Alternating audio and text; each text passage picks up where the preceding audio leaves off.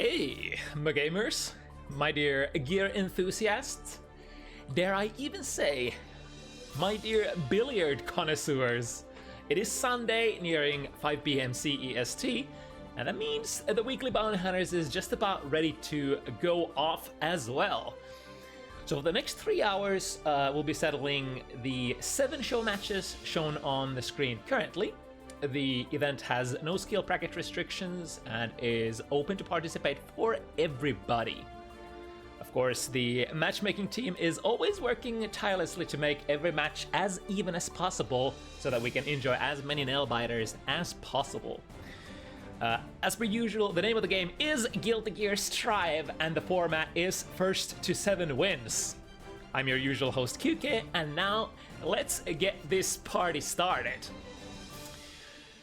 Like many of you have so far guessed, today is mostly about that character, that new DLC character Venom.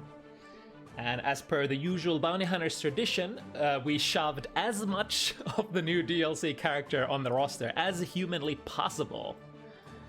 There were, of course, this week there were a lot of twists and turns, let's put it like that.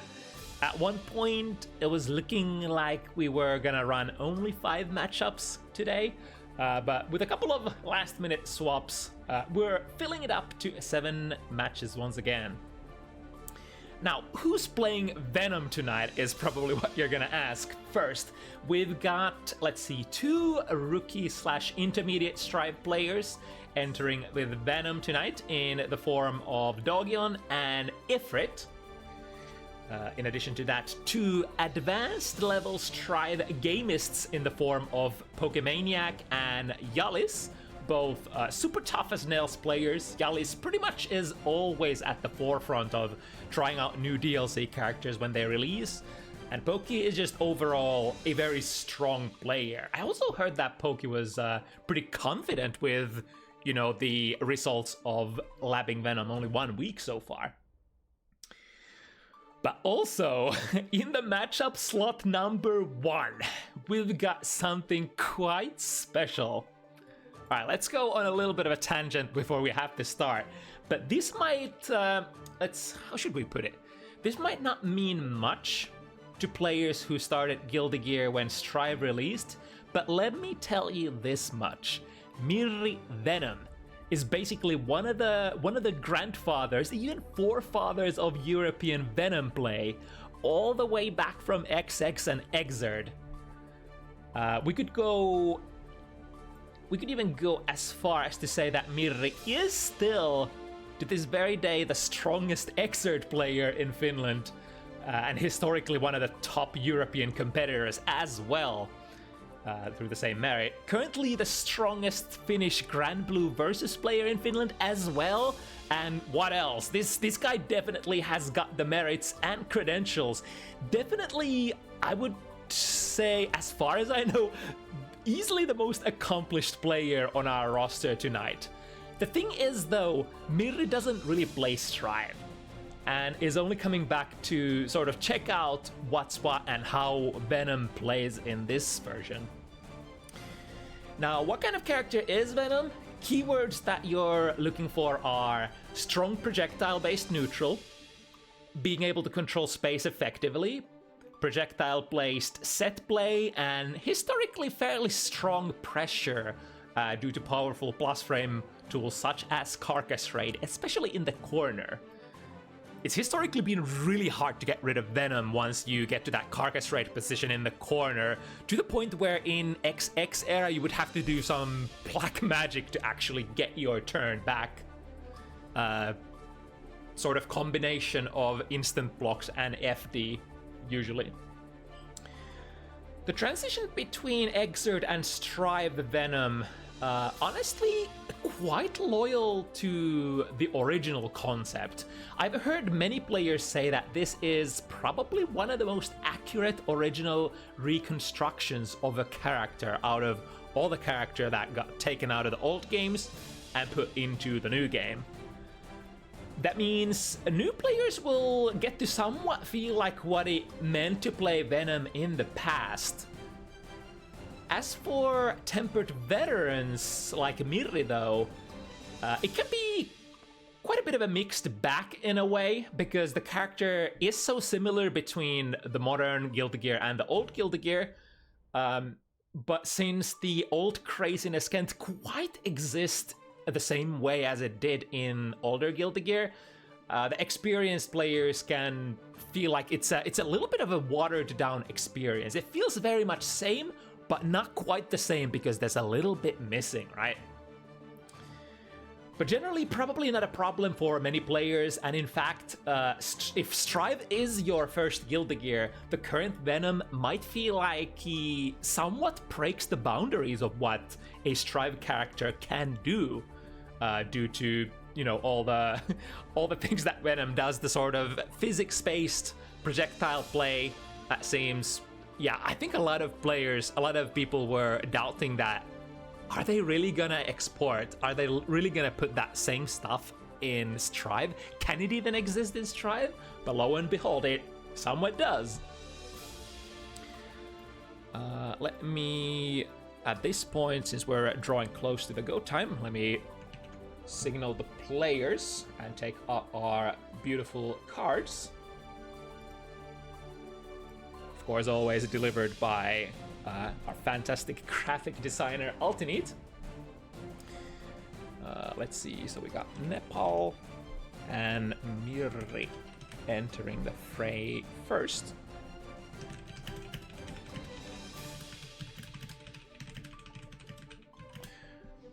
Let's see, our ID is here. Oh, I should probably hop off the cabinet and hop back on so that I don't nuke the room. Also, I don't want to challenge this. Spectate. Yeah, that's the thing that we want to do here.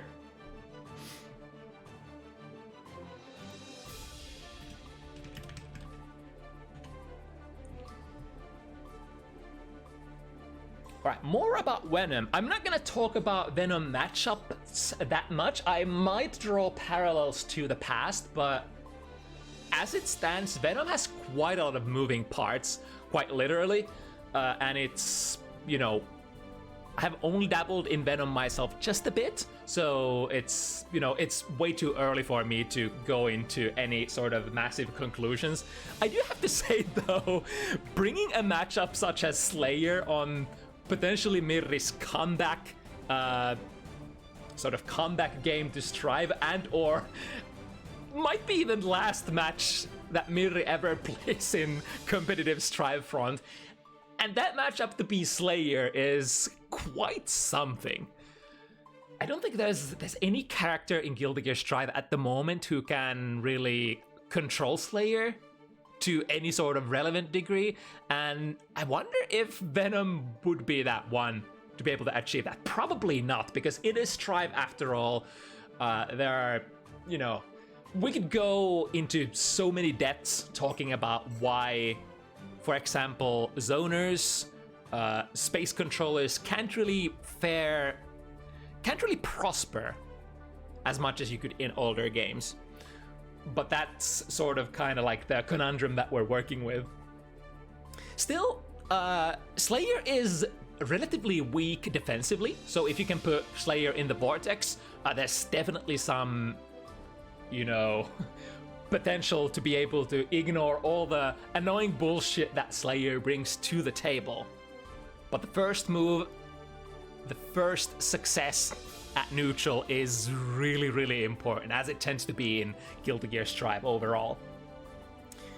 Now, more about Venom. Some tools of the old have been lost in translations, such as, you know, Venom's old ball formations. That means when Venom took out balls, the new ball would always modify the formations, and they would sort of create like new formations that you could utilize for pressure. That's sort of not the case anymore, and they just go into their designated places.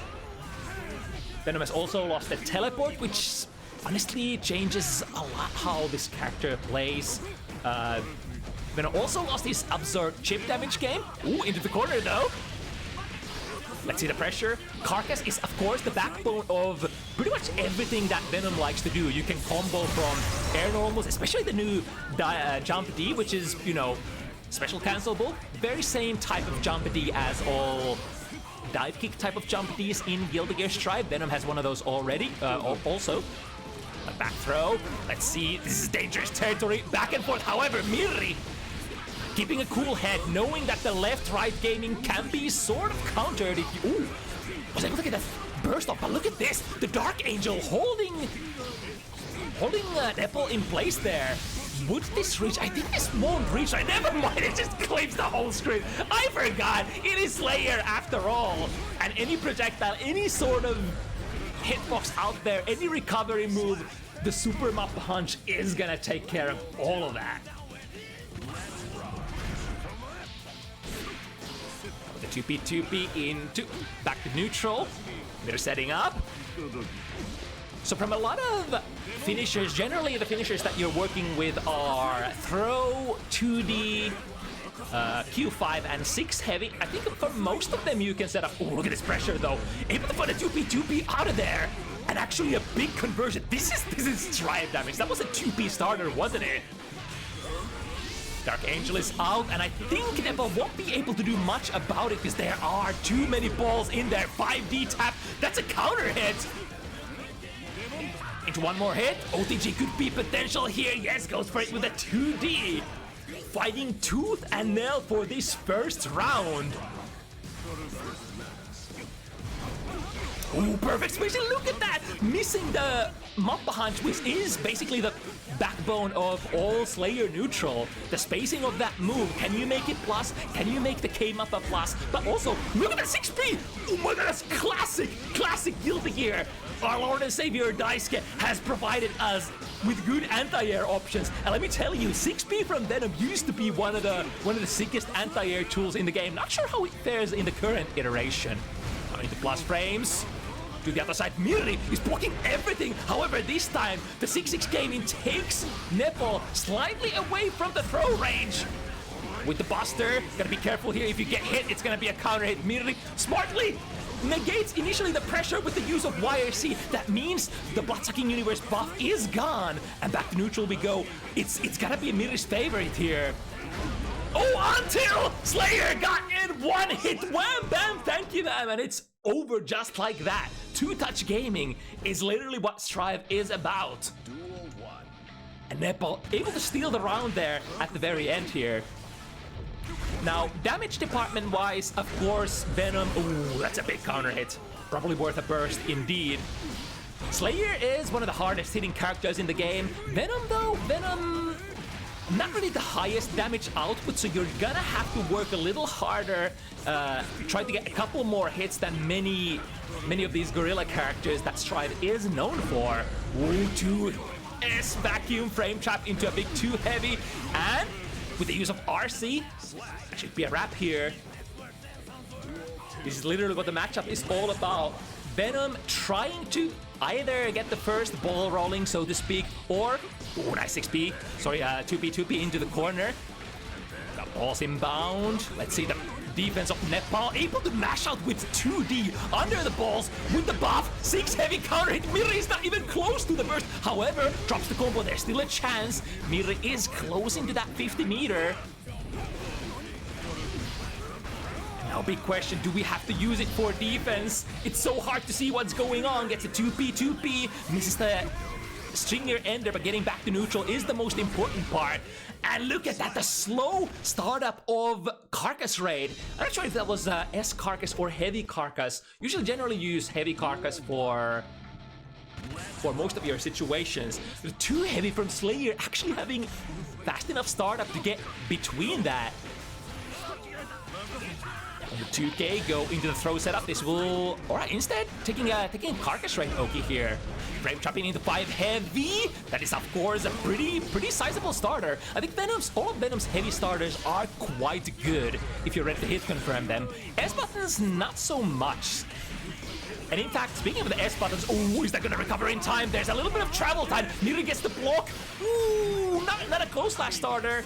It's a small stinger punish, but that doesn't matter. A lot of life from Nepal is already gone. Mirri able to take that round. Now, massive burst lead here. Mirri could potentially utilize that. Yep. Ooh, wait, he just ended the string perfectly at the right time. Now contained in the corner, tried to 6B. The ball didn't actually go all the way in. Interestingly, the sort of the momentum given to the balls is reduced quite a bit from Exert. I think there are a lot of situations where the balls, like just like that, the balls just don't reach their target. But that could also be a double-edged sword, because sometimes you can actually hit them again and set them in motion again. Ooh, this Deflect Shield, I think it's not gonna do much because Dark Angel is on the stage. Using the classic checkmate, even though, so if we compare Dark Angel between the olden days and now, one of its strongest points used to be it was one of the best chip damage moves in the game. And in addition to that, it would give you some mix-ups. Nowadays, it doesn't really give you chip damage at all, but it's still, I think, as a compensation, it stays in the stage. It stays in play much longer than usual. So it can really take your opponent to the corner from sort of mid-screen positions. OTG close slash, a little bit of a loose mix, loose setup. Doesn't believe it, the mix up 2P, 2P once again. That 2P, 2P, 2P into Stinger is quite good. This is instant air dash, might actually get caught, yes indeed. Won't be able to block in time. The YoKai follow-up comes in as well. A little too far to get a close slash there. For a nice 2-heavy juggle. Mirri still could be dead here, gotta be really careful. 50 meter left. Mirri chooses to use a burst here, big commitment. But now, we have the zoning advantage. Projectiles, what are you gonna do about it? The classic fighting game gameplay. Send projectiles at your opponent, and when they're like, fuck it, I'm gonna jump over, you anti-air. The game plan as old as time. That, what was that 2S mash? Through that carcass rate? It looks like Slayer does have a lot of tools to abare through, like a lot of pressure situations that, good throw, perfect timing. A lot of pressure situations that Venom would like to present. Able to take a couple of extra balls. Pushing Nepal to the corner, landing in front of Mirri. That 6P was baited. And now Mirri, as a result, will have to take a little bit of pressure. This is gonna hurt. Can we flip the position here? Not quite. Master's Hammer plus taunt, and it is a guard cross. That ill-received mechanic that makes you not able to auto-block. So you will basically have to try to block the best you can, especially with the combination of Slayer's dash makes everything so much more harder. A little bit of a mistake here from Mirri. Corners themselves. And now, how are we gonna get out of this? Very close to that blue burst. We might have to spend some of that burst gauge. Does it immediately. To the post slash pressure, get the throw. This is still quite far away from being able to finish Slayer. Got the gold burst, that means positive bonus. Mirri would like to keep Nepal in check here. However, burning that meter, coming in through the skies, misses the combo. Mirri still has a chance. Spent the RC like it was Exert. Got the wall break, and now most important thing is Nepal has no meter, so Mirri has a little bit more agency to control the game here. Dark Angel, there's nothing you can do about this. Even Deflection does absolutely nothing! The classic tool, Dark Angel, you just have to freaking hold it. Looking like same but very different from the past, but so far, Dark Angel has been basically the tool that has put the nail in the coffin for Mirri. Really nice 6P, keeping Nepal in the corner. However, here comes P. Command dash, what's that called? Dandy step. Going through the opponent, Mirri, working with the other corner here, burst out. This might be a good expenditure here, because you do have the 50 meter. Use it immediately, go into a combo. We could flip the position, combo drop again. There's a little bit of execution requirement for Slayer, of course. Not the hardest combos in the world, but I think every combo is just a little bit harder than the most standard BFP combo. Mirri finding a far slash. That far slash is really, really far-reaching. Slides drift RC into the command dash. Any hit is gonna be good here. Ooh, that's a counter hit. And the 5K will definitely go into a big, big combo. Not that Nepal actually needed it that time. From the Q5, The Q5 is a very interesting tool changed in this one as well. In the past, the frame data would get better the more you charge it. Now you can gain access to the Q5 ball quite easily, so even if it's quite minus, it can be really hard to challenge because Venom can set it in motion from very far away. One ball in round, set the Dark Angel. This will certainly take... Oh, you can't do that! You can't absolutely do that! Nepal has been trying to use every single defensive tool known to man, but it is no good. The Dark Angel will always persist. Which is very different from the other balls, because in the previous games, you would have a little bit of an insurance, even on your small balls. They will not disappear if you get hit. In this game, though, they do. The exception to the rule is, of course, the big one, Dark Angel. Setting up all the balls now. Ooh, don't try to challenge. The balls are coming from so many different angles. Goes for the Hail Mary. I think Mirri is blocking, though. 100 meter into it, we got the Bloodsucking Universe. Good mash here. So that means the counter hit buff is gone. And look at this, Mirri has so much meter. You know what's gonna happen next, don't you? Oh, frame chopping into Q5. Is that gonna be enough? A little bit of a combo mistake here. Won't be able to get the wall break, which would have been able to finish. Chip damage still inbound. Oh, connects jump K on block a little too high up in the air. And that puts Nepal in very precarious frame advantage situation. Connecting your jumping normals that high, generally, like even if you're plus, you're not that plus. You can't really guarantee any buttons, and if you land next to the opponent, you are technically in a little bit of a throw mix-up.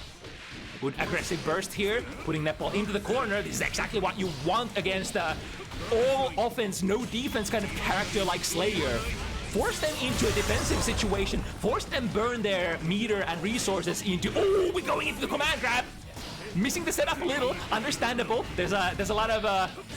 even though that's technically just one ball that you're controlling from that Triambaka, it's still a little tricky to remember what combo to go for depending on your screen position. And there's a lot of different setups that you could use with that command grab.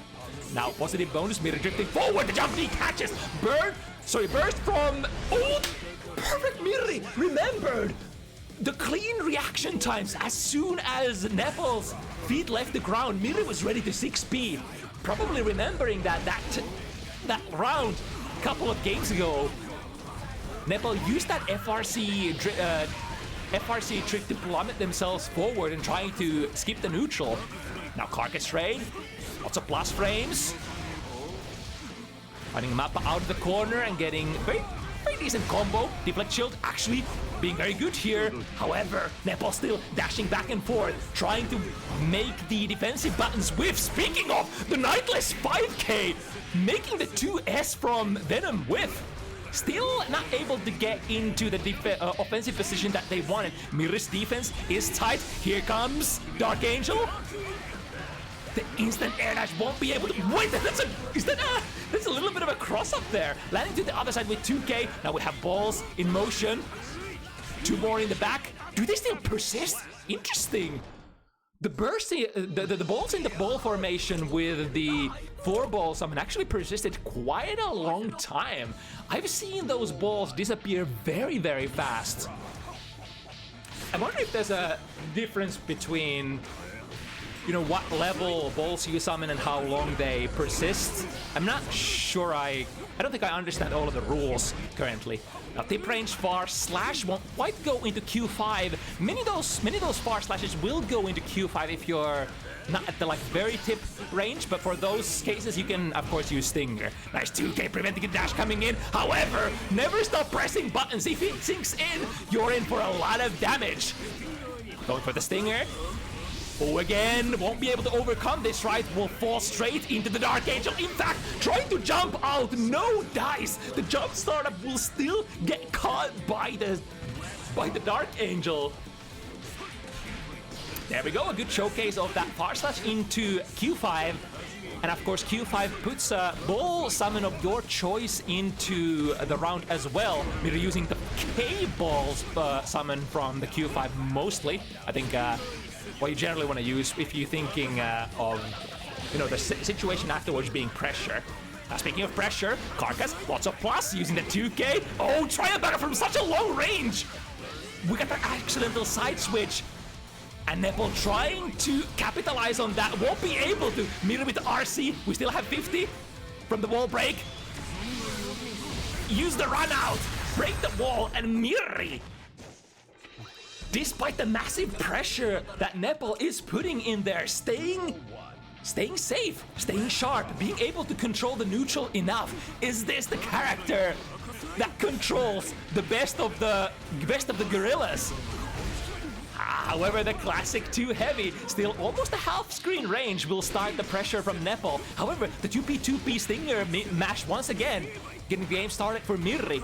And one more ball in there, counter hit 2S into, summon more balls, here they come.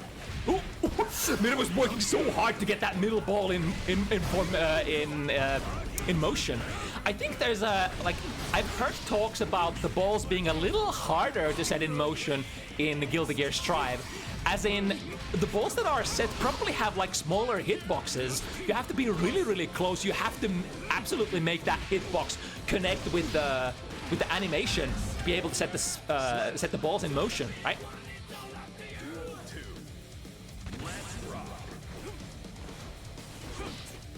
Starting with that 5k poking, taking out those balls as often as possible. Of course, Venom isn't really a character that enjoys just using strikes, as you might have figured out already.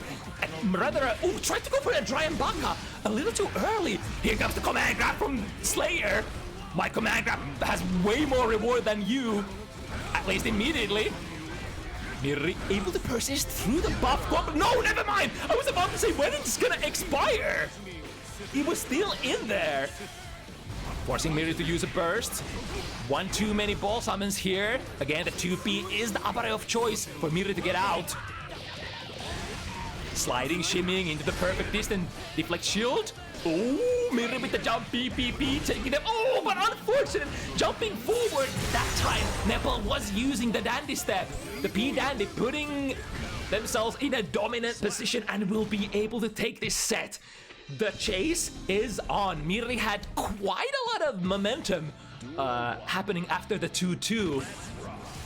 Able to put themselves into 5 points, but now this is Tribe. This is Slayer we're talking about. Small mistakes. One mistake can be all that it takes for you to lose a round, such as back throw here. Mirri, good timing on the burst. Puts Nepal once again in the corner. The lesser player would just burst immediately and not get the sort of side switching value out. Good 2B. So if you try to Gatling into your jump D from many buttons, that's gonna be a punish.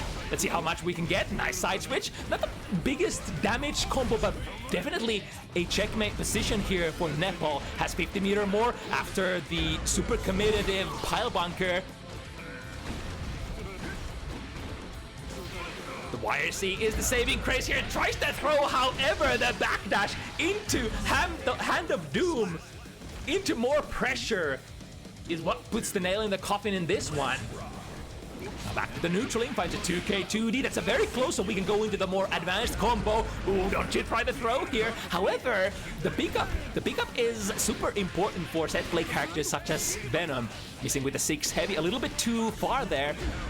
So depending on the spacing, you have to be really good at hit confirm where you're hitting the opponent, because like even a simple 2K 2D has different outcomes in combo routes as well as which Oki you go for.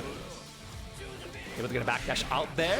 Wow, that Q5 just reaches really, really far in this game. We're trying to cleave again. Are we gonna be able to recover? No! There's still a little bit of recovery frames. Goes for the throw, and Mirri baits the burst. However, dropping the combo, it doesn't matter. 2S, a classic neutraling button. Very good disjoint, and I think not as fast on recovery as older games, but still an okay move. Goes for a little bit of a cross-up drive-by with that jump D. Colliding, definitely not in Mirri's favor. This Nepal is getting a better position out of this. However, here we go. The ball-based projectile neutral that this character is known for. 2D. A little bit of punish here. Did Mirri hit a button? Yes, indeed, an immediate wall break as well. Now, the saving grace for Mirri, even though he got hard knocked down, there's a lot of meter here to work with. Here comes that tool. Please save me. Tries to go for an air throw. However, Mirri, even though the Dark Angel didn't find its target, Mirri takes maximum value out of that cross-up.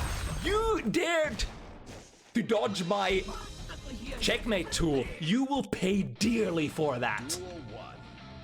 Tools like that, you know, I guess, what other tools like this do we have in the game? I guess Potemkin's mirror is one of those. I mean, Potemkin's mirror is really hard to go over. So situations like this might surface. Oh, got a misinput here there into ball formation because the P Dandy put Nepal to exactly to the other side. Look at the basic Mappa Punch RC conversion. We can go for all the max damage. Nice! Doesn't drop it this time. And this will spell doom. The pool Q hero this round. But Nepal will have to really work hard for this one. Mirri has quite a bit of a lead here. And now the neutral control.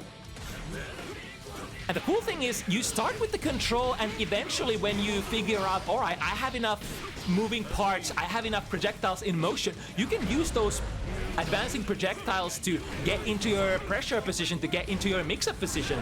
As you may know, like, there really aren't... Oh, another one? Go for a third one? No, this one is a strike.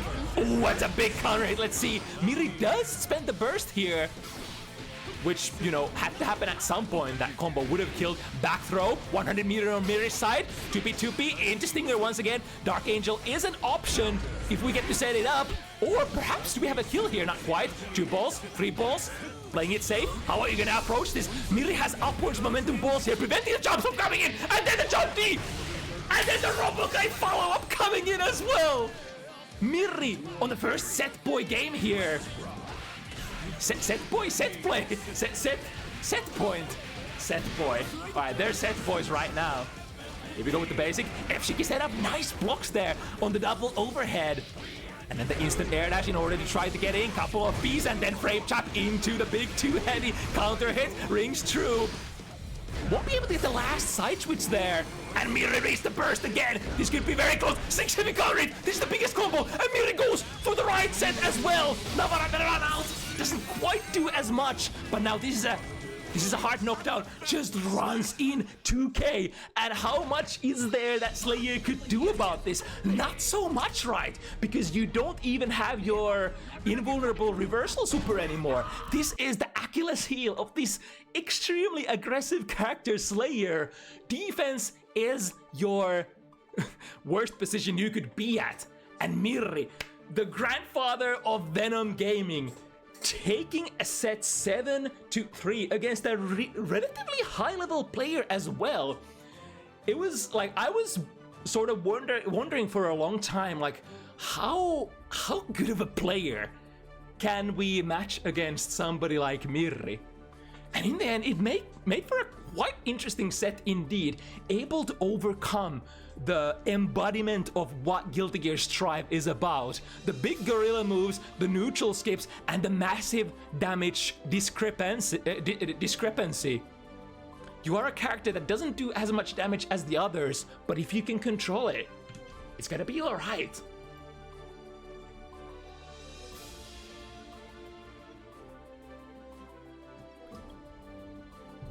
Alright, more Venom Gaming on the horizon. This one is going to be interesting. We have Dizzy, definitely from the south side of Guilty Gear tier list at the moment, against the DLC character. 2 characters that love doing rather similar things. Control the space at neutral, try to gain an advantage by summoning projectiles, and then, when you get the hit, go for set play.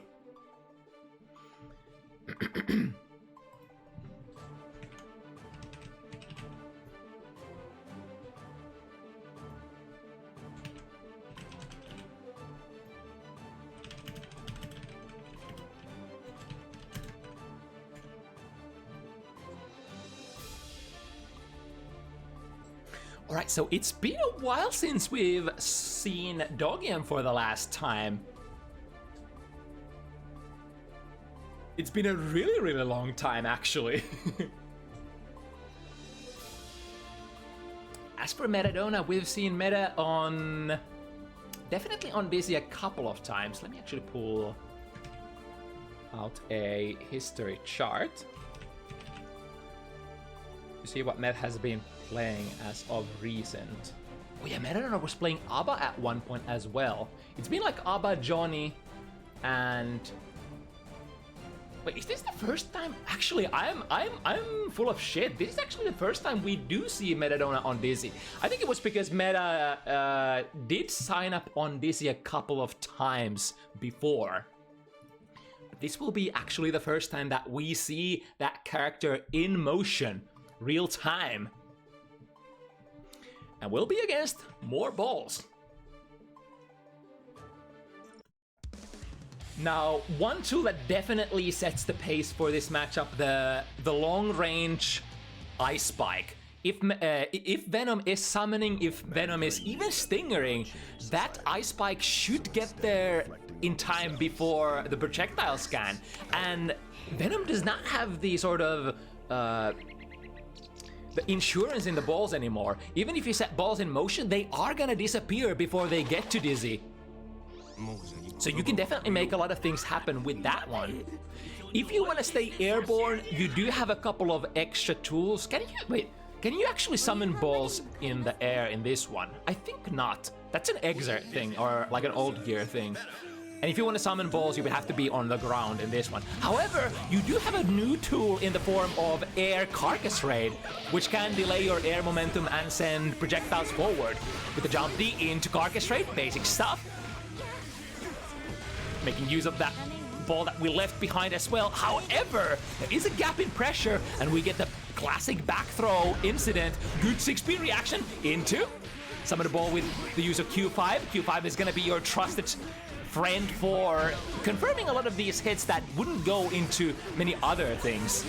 And of course, then you can choose which ball formation you want to produce from that Q5. Ooh, Venom's button gets there first. Big counter hit into Dark Angel. Should go into a kill? Yeah. So you can kind of control whether you want an immediate wall break here. If you don't interfere with the Dark Angel and the RubyPrison follow-up, I think it always breaks the wall if you get there. However, if you 6 heavy in between, that breaks that sort of makes sure that the RubyPrison follow-up does not break the wall immediately, and you can follow up after that. If you want to, for example, drop the combo or just, extend the combo damage. There are still ways to get the wall break, depending on the situation, even if you do interfere with that.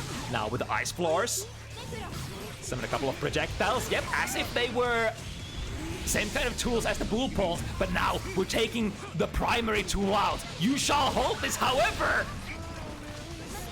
Some sort of glitch in the system got hit there in the middle.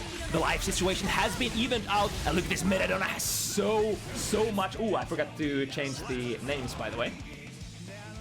Let's fix that quick. So we are still in the first game number 1, starting with a Jump D, a very hard tool to go under with. I mean, of course, in case of Venom, you can probably send balls in motion or Stinger. You don't necessarily like Jump D for Dizzy is very defensive kind of tool. 2D counter hit here. Get all the real estate in the world. Dark Angel should cleave whatever projectiles Dizzy has been able to put on board. The double jump will be able to evade the Dark Angel itself completely. The wall break as well. We'll go back to neutral here with, look at that, the micro dash forward 6P actually catches Metadona doing Jump D, which has been one of the go-to tools for Metadona to start the neutral game. Now Metadona with 100 meter, drifting forward. Oh, wait a minute! It's Daugion in the air, higher up, getting the throw. All right, instant air dash from Dizzy. Drops the combo string, however, doubles it up with a 2D counter hit. The first one will go for Metadona.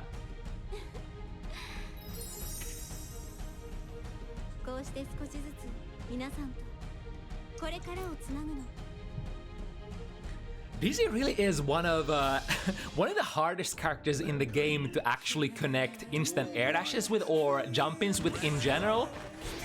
But you know, look at this. I was about to make a point out of if you instant air dash to punish a fireball, it doesn't really matter because basically every fireball hurt box in the game is a standing hurt box, so it doesn't matter how shallow your jump-ins are. Any of your buttons should be able to reach them on the right read. And there is the is that a heavy? I think that's the heavy ice spike.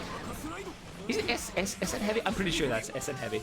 Anyway, the far range ice spike, getting lots of value, being able to interrupt the opponent's projectile game. But let's see if just an instant air dash out of the corner will be able to get Metadona out of the danger zone. And as the Dark Angel disappears to the twilight, we go back to neutral. Daugion with very little amount of health left collides with the chestnut. Yeah, the chestnut still has that sort of feature that as the projectile is manifesting, it is absorbing projectiles from the opponent as well, and then afterwards able to produce a hitbox of your own or a projectile box of your own. Ooh, tried to go for the ice floor there. But Stinger heavy version makes sure that ain't gonna happen. Couple of balls connected. We go into the carcass raid. Lots of plus frames. Don't you try to press a button here. Stingering snipes the lower fish. And now Jump D. Yeah, you can definitely use Jump D in way like this. Ooh, interesting. Using another run out here. Was probably looking to combo into it. From a situation that looked more of a pressure or a reset situation. Would Metadona burst here? The burst is not coming out, and this is the safest kind of play. You are at a life disadvantage, and you also didn't even have the 50 meter to spend here, so just better to go back to the drawing board, take the L, and go into the next round, especially since you're sitting on a round lead. Now from a throw, this has a lot of interesting setups. Goes for a throw again. The mash 2P out of there. Yeah, the jump D from Dizzy probably doesn't achieve as much as against many other players, because this character Venom isn't really looking to rush you down per se, and jump D from Dizzy forfeits a lot of real estate, which does give Venom time to get the ball formations out, or rather get the balls out and set up advantages by summoning. The jump D from Dizzy would be more sort of effective against characters who just wanna rush in as a space control tool. Like Shield pushes Metadona away, not even 50 meter, ready to go. However, the instant air dash punish once again on projectile. Do we get the kill? Wall break. This should be a kill. Nice combo there. Getting the full sequence here. Metadona was looking like they were in a very dangerous situation for a while.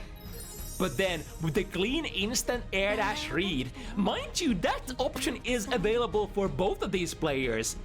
Stinger is exactly the same kind of tool, or rather the sort of summons are exactly the same kind of tools.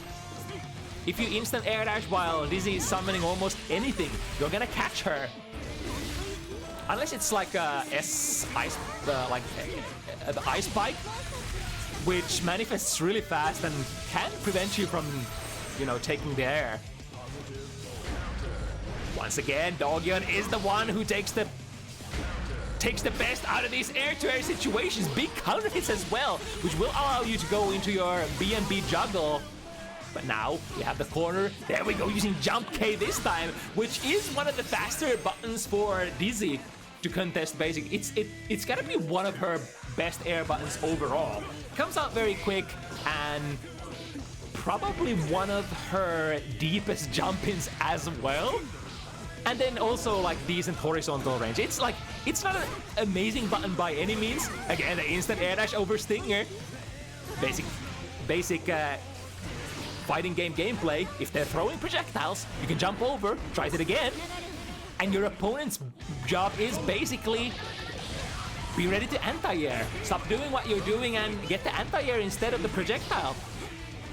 Has been so since the dawn of time, ever since Street Fighter 2. It's always been like that, no matter what fighting game, unless you're playing a fighting game that doesn't have projectiles or jumps. Not sure what kind of fighting game that would be. Sending a couple of balls in motion. Nice ricochet! Preventing the jump in from going in. Place a jump in of their own. Daugion using the RC, making sure that we indeed have the frame advantage of that. Misses the anti-air once again. Big chance for Metadona. We got the ice floor. Set it up.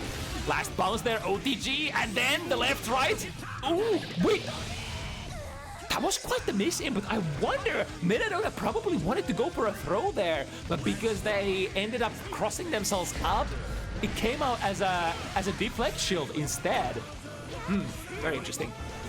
And from the ball just disappeared just before Daugion went for it. And the 5D reaction check. Do we have the combo? No. Dropping the last hit, which is the biggest value. If you get the finishing sequence, you do get positive bonus as well as a hard knockdown. A little bit too much bounce here from that close slash. Daugion in pressure position. Metadona recognizes. Here come the extremely fast AH Stingers. We were talking. Oh, the reaction super. The reversal super will be blocked. But from that position, that air position, is gonna be super hard to punish, and both players struggling to get some sort of opening against the opponent's pressure character. But in the end, Daugion opens it up 1-0. Sorry, 1-2. Very early into the set still, and both players are trying to find the sort of the building blocks of how to make this matchup work in your favor. Very ballsy challenge there for Metadona. That heavy carcass is, what is it, plus? It is plus quite a bit after all. But depending on the spacing, might be a little hard to exploit. Now once again, Dark Angel coming through, and the jump angle for Metadona working out really well. Completely nullifying that 50-meter checkmate move. Anti-airing with 6 heavy, was that? That works, for sure. Able to air dash out of the corner. Nice, caught them as Metadona was going airborne, and from that counter hit, we'll be able to connect. The Dark Angel, OTG 5 heavy doesn't matter, because the opponent was on their last hit points. That is good enough for us. Instant air dash. Yeah, recognizes that move connected quite high in the air, so very hard to make those standard instant air dash. Press button as fast as possible plus. Yeah, this kind of position. However, Daugion is definitely on top of that RPS. Tried to shimmy here, but Metadona smartly, even though they were defending with a throw, were defending with a PRC option select. Oh, precarious position, snipes, Metadona out of the sky, jumping into Carcass, you know the deal already. More Carcass, get into a better position, and then more Carcass raid. Ooh, but the range is a little precarious. You have to be quite close with that heavy Carcass raid after all. And in this game, the more there is distance between you and Venom, the likelier it is the Carcass raid to initially miss. Now, you can use that Carcass raid if the opponent doesn't react. You can press like 5K, for example, to put the ball in motion again. But if your opponent is vigilant, they will be able to interrupt you before you have basically next move. Nice combo. This is actually a huge combo from a jump in. It was a counter hit after all. And now we're setting up with the fish into very standard. Okay. Guard crushing, getting the wings. Yeah, immediate burst from Daugion. Doesn't want to fuck with that tool at all. I mean, it's still very unlikely. Even if you activate the wings, it takes like, what, is it 8, 7, 6 seconds, something like before that goes active? Now, Metadona is in the air, double jump. Will be able to get a small hit, but no clean Oki. That's definitely a win for Metadona. Whenever you can avoid that 50-meter Dark Angel that is sort of supposed to give you a definitive advantage at neutral, whenever you can avoid that, you can pat yourself in the back and say, nice RPS win there, me. That was pretty great. And of course, many players would like to jump out of that, because, you know, if you proc it on the ground, yeah, you're kind of fucked. So the layer one, of course, from Venom, if you set the Dark Angel up in a way that you can't guarantee make them block. Ooh, interesting. Tries to go for a frame trap gold burst here. I wonder if there was a miss input or what Metadona meant to do, but the fact of the matter is Daugion is utilizing that, pushing him into the corner and now getting a positive bonus for himself. Tried to backdash out of there, however the drift 2D catching the massive hands of Necro coming through, or is it Undine? Yeah, it looks like it's Necro who is doing the 2D. And again, 2D, close slash anti-air.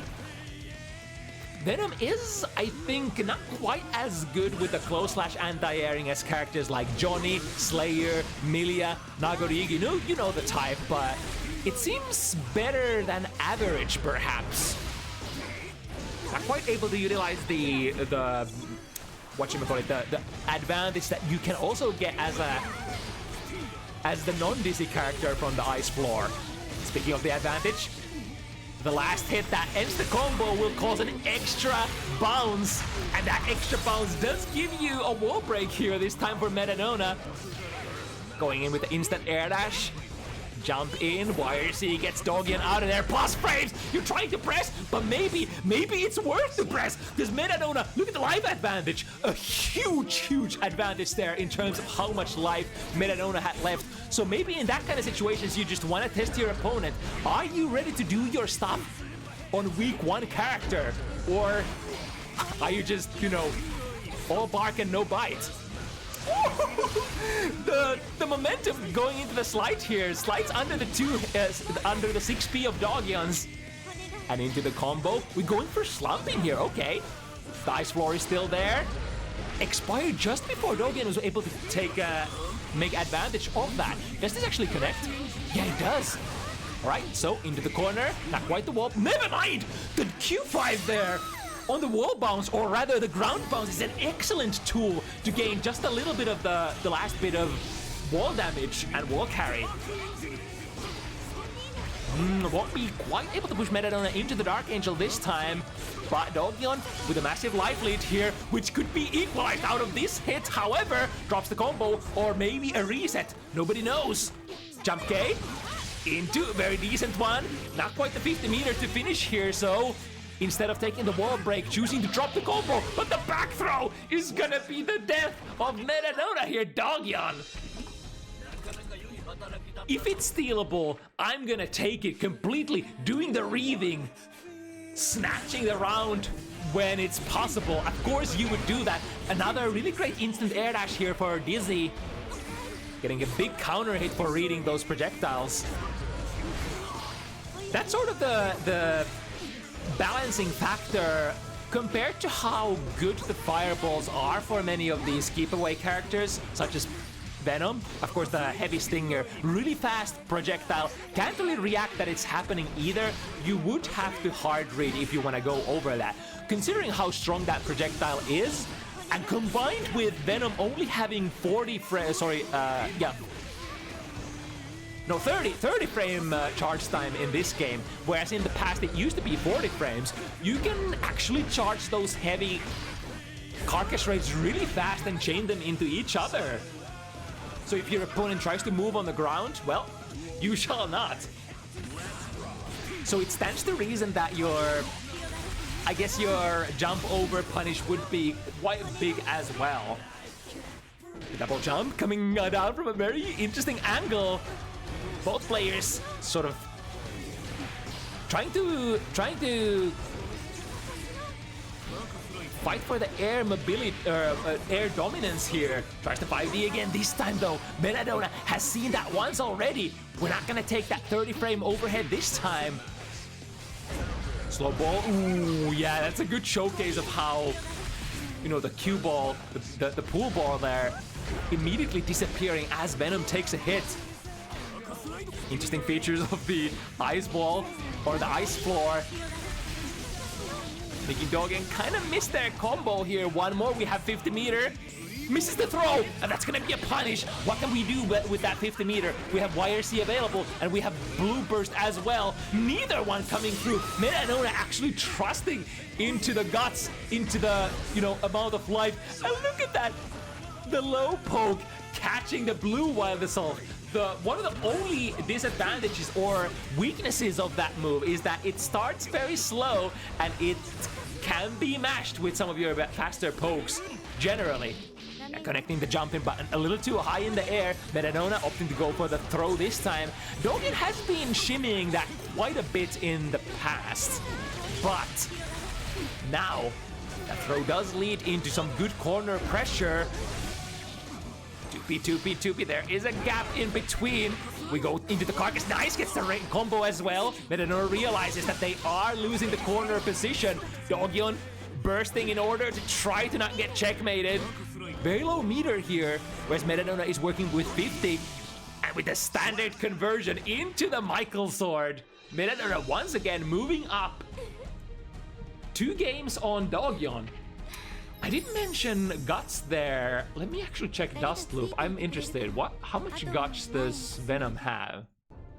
It's a guts rating of 1. So not the lowest, but certainly, as you would imagine, for this kind of character archetype, certainly on the lower end of the scale. Ooh, get a cross up here, but immediate burst in order to contain the opponent in the corner. Daugion does have a burst of their own as well. There's ball summon setting up for a very standard Oki. However, there is some sort of a glitch here. Strike throw pressure. Do we go for it again? Actually aligns the jump with Daugion. No air throw though. The deep anime dash into big counter hit, trying to bait the throw. Jumpy is definitely... Oh, is that the run out is not actually gonna reach, unfortunately. That would have been a kill for sure. And now is Metadona just gonna steal it once again? We are in the chestnut situation. Trying to utilize the FD as much as possible. In the past, FD did not affect the chestnut at all, but they did change it in some of the recent patches. And now it's actually able to fight back that tool by just simply using FD. Of course, Dizzy has, RPS options to beat that as well. The neutral chump, finding a low hit. RC conversion, we can definitely take the wall here. But we can slump as well, choosing to take the wall and go into the next round next screen with a massive life advantage. Already in the air, we'll be able to double jump over the Dark Angel, the Dark Messenger of I shall win the neutral. However, it hasn't really been winning neutral for Daugion as much as we maybe expected. Especially since Metadona is jumping quite a bit, so a lot of the times when Daugion actually has the 50 meter to go for the Dark Angel, the opponent is already in the air, and that makes it much harder to intercept for Venom. Starting with the jump D, very hard to go under. Yeah, dash blocking into it. But you could also go with this approach that Daugion did here. Go for the stinger instead. There we go. The shimmy. And once again, you can kind of use jump D for shimmy as well. Or should we call that a throw crush? Because it is a move that goes airborne. And sort of crushes lows and throws. Tries for the 5D again. Don't need to connect too many buttons here. Just one quick 1-2.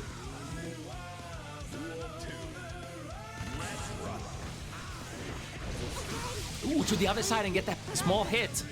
Double jump over the projectiles, and then there are no projectiles, only the main bodies.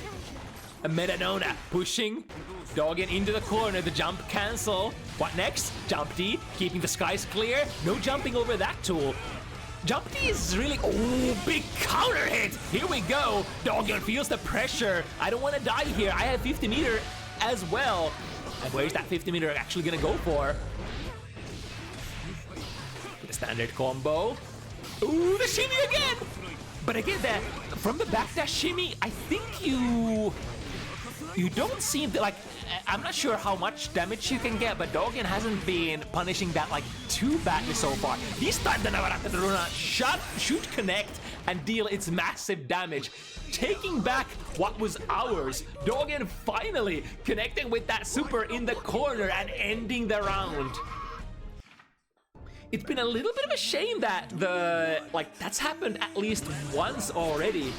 And after that, Metadona seems to be relatively on point. It's that it's that Super Saiyan power-up when you realize that shit, I'm gonna die on next hit. I'm just gonna power through the sheer power of will and just go and steal the round. What's the worst that could happen? I am already dead after all. Nice 6p from the other side. Pushing to the corner, even though Q5 minus, what is it, -7? Really far position and summons you a ball.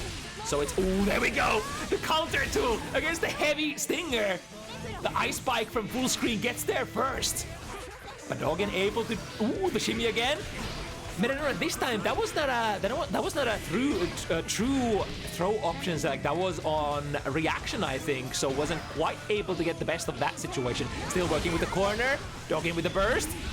Maybe this time, are we gonna be able to prevent the jump, the super jump from Daugion? However, Metadona was waiting for it, waiting for Daugion to land, and then we jump, and then the checkmate with the ice spiller.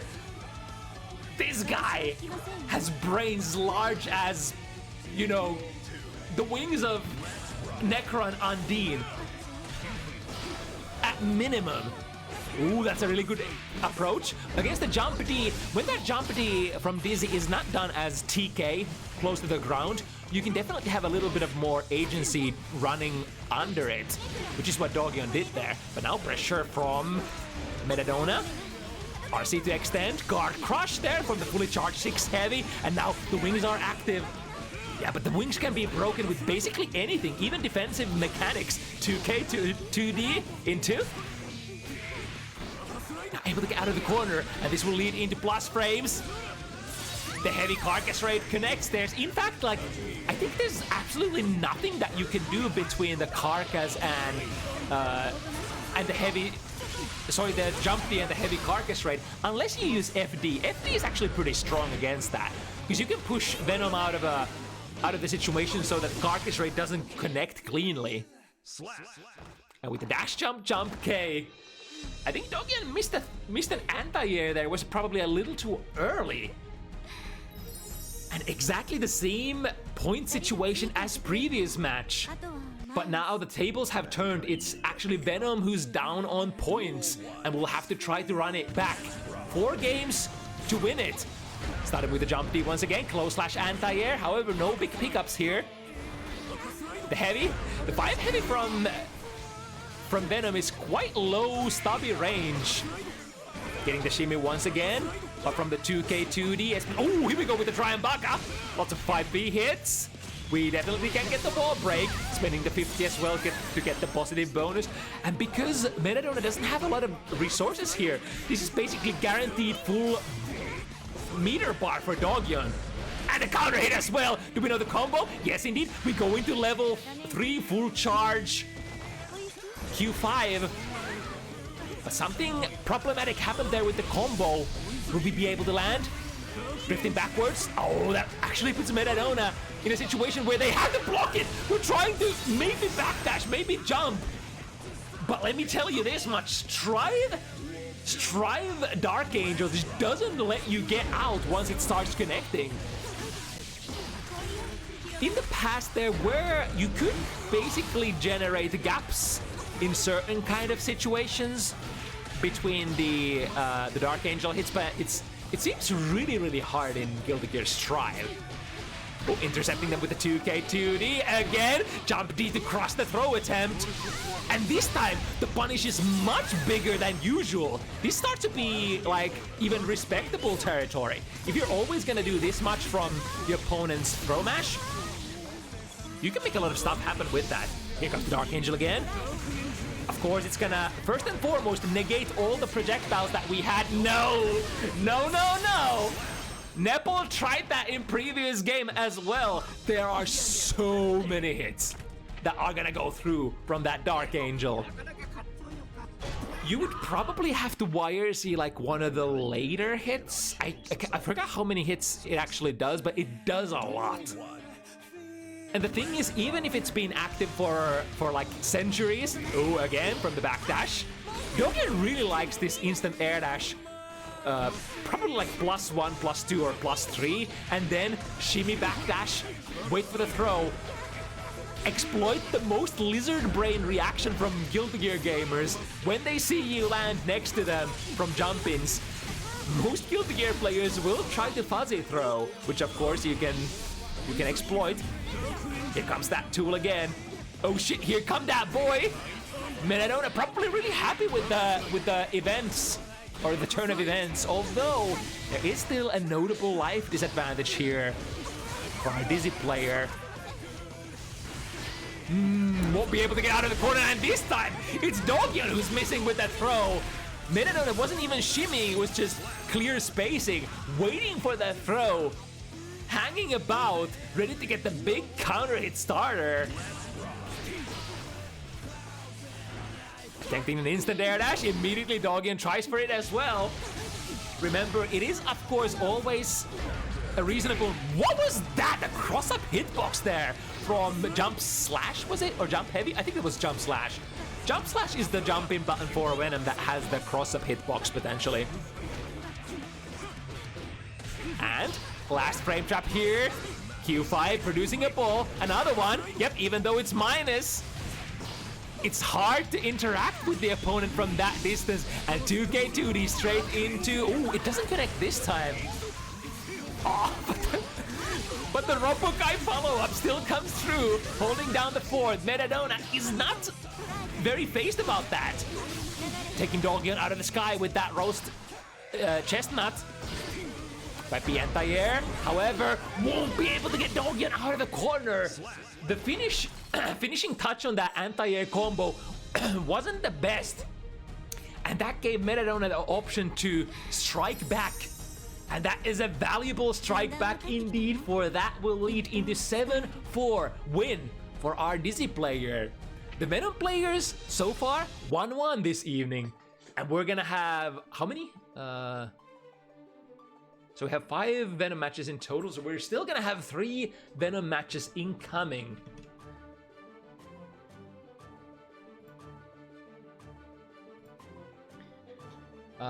So next one, let's see, this is a little bit of a wild card. So Ifrit was supposed to play against Stealth. Stealth is currently on a big fever streak and will not be able to play. So we got Gizmo to replace them on a short notice. So let's see if we indeed have our gamers ready to go. Ifrit and Gizmo. This is like a super last minute switch here. Stealth for Gizmo. Gizmo is, I believe, a Polish Milia player. First time on Bounty Hunters as well, I believe.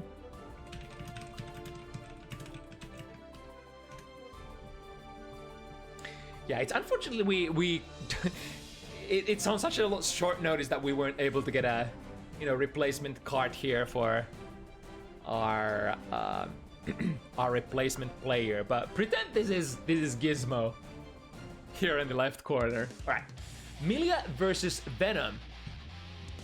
2 set play heavy characters. Milia does it with massively fast mobility, whereas Venom relies more on the screen control. Let's see which one will prevail. Generally, I think, or historically, Venom has been fairly weak against the speedster characters. Because of course, if your opponent can close in on you faster than standard characters, you're gonna have less time to potentially set up ball formations, or in this case, just take out single balls. I keep saying ball formations, but technically ball formations don't exist anymore. I mean, the closest to a ball formation you're gonna get is to use the big K summon that takes out all 4 of your balls at the same time. But that's basically the only set formation that you're ever gonna get. Whereas in the older Guilty Gear games, every single ball in the screen would sort of accompany the newest ball that you take out and form certain kinds of shapes that you could then, have a lot of control over how you would control. It's a little difficult to understand if you've never watched Xrd or XX, but It's just simple physics, right? Ooh, the double air dash, forcing ifrit to burst, and then the neutral skip. Hair car from downtown. I wonder, hair car probably doesn't go under heavy stinger, right? I guess we're probably gonna see that interaction at some point, at the very least. From the throw, how we set up. Ooh, forgot to take out the ball. I think the 5K was supposed to be a K-ball summon there. Ooh, okay, being a little bit ballsy, taking out all 4 of the balls. And I wonder, it's still like a little bit of a question mark because it's so early to the development of this character.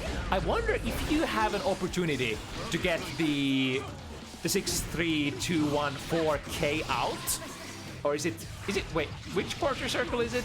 No, it's 4-1-2-3-6 or 4-2-6. Anyway, if you would ever have time to summon those, would you take those out at neutral? Oh, look at that! The cleaving fireball super from Milia, taking care of all the potential fireballs. Putting Gizmo in 1 game lead now, starting with an air carcass here. But Milia staying in motion as she should. Baiting the throw with the use of Artemis to the other side. This is the set play that you're using using a big, massive air-to-air combo. The super does not have any inputs whatsoever. That was so cool. Using the rose to sort of pogo hop of a really close grounded position. It's gonna hit so many times. Using FD, pushing Ifrit away from the 5D distance.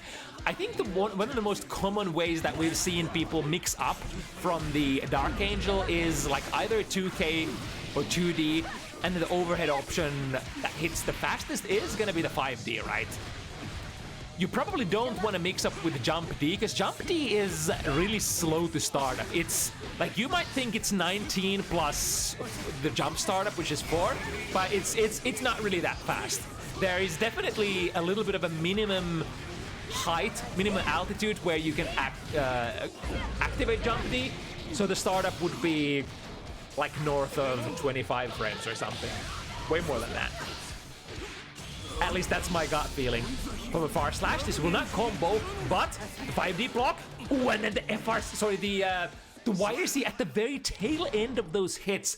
Gizmo is actually the first player who has been able to use successfully a defensive measure against that Dark Angel. And the secret sauce seems to be delay until, you know, the Dark Angel has expended most of its hits. Otherwise, you're just gonna YRC and the ball is still gonna land its hits on you. Into Artemis. Able to get a couple of projectiles out here. Ooh, there we go again. The super Septum Voices is not invulnerable by any means at all. So unless you get the projectile out, it is not gonna delete other projectiles until that. Oh, that's a big counter hit state. You're very high up in the air with that air carcass raid, and that not only makes Venom unable to block at all, it puts you in counter hit recovery as well, and Gizmo taking advantage of that. So just like any fireball, rather any air fireball in Guilty Gear Strive, you definitely don't want to miss with that. Especially when the opponent is below you. Oh, and again, look at that, the deep dash going under, and then the counter hit from the air car, making sure that no matter what the hit, we have the follow-up with the RC, but the back throw incident here. Summoning a ball with the Q5, trying to the best of his ability, Ifrit trying to defend the airspace, but it is so hard against these anime fighting game speed characters that are just going everywhere at once. Fast jump acceleration, the air options that you have available, the double air dash, as well as what's the flower called? The Capel. That's the one. It is kind of like an extra air dash, or extra, I think rather extra air jump is a better analogy. command air jump of sort.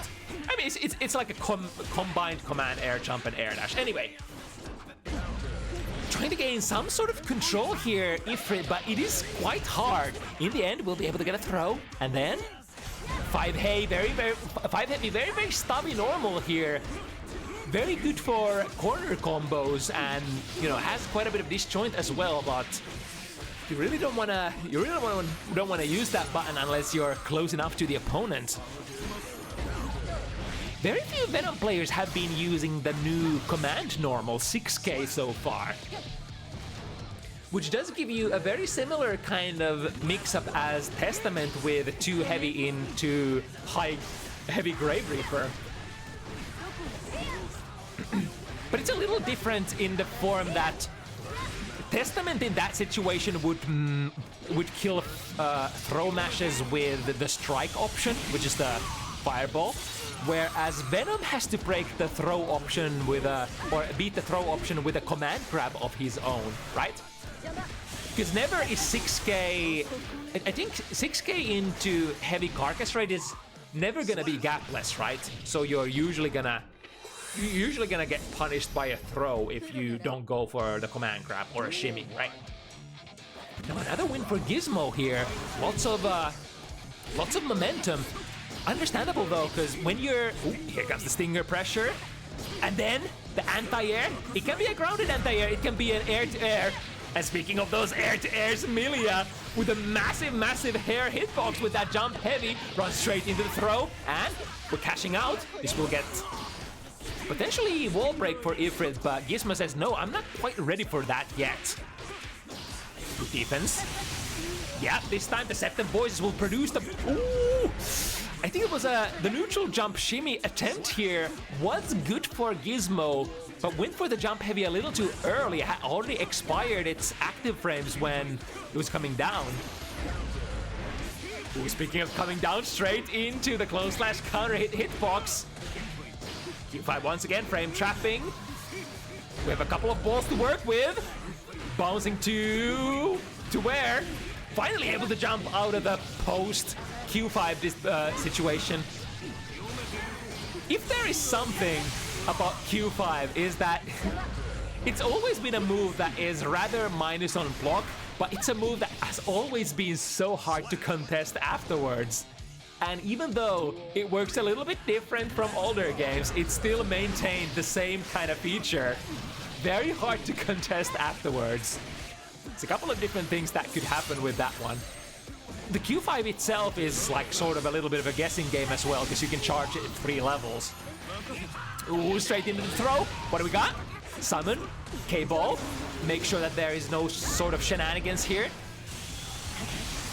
Septem Voices, I think plus on block, but Gizmo didn't quite get the follow-up that they were hoping for. However, big close slash starter. Ifrit knows that was gonna...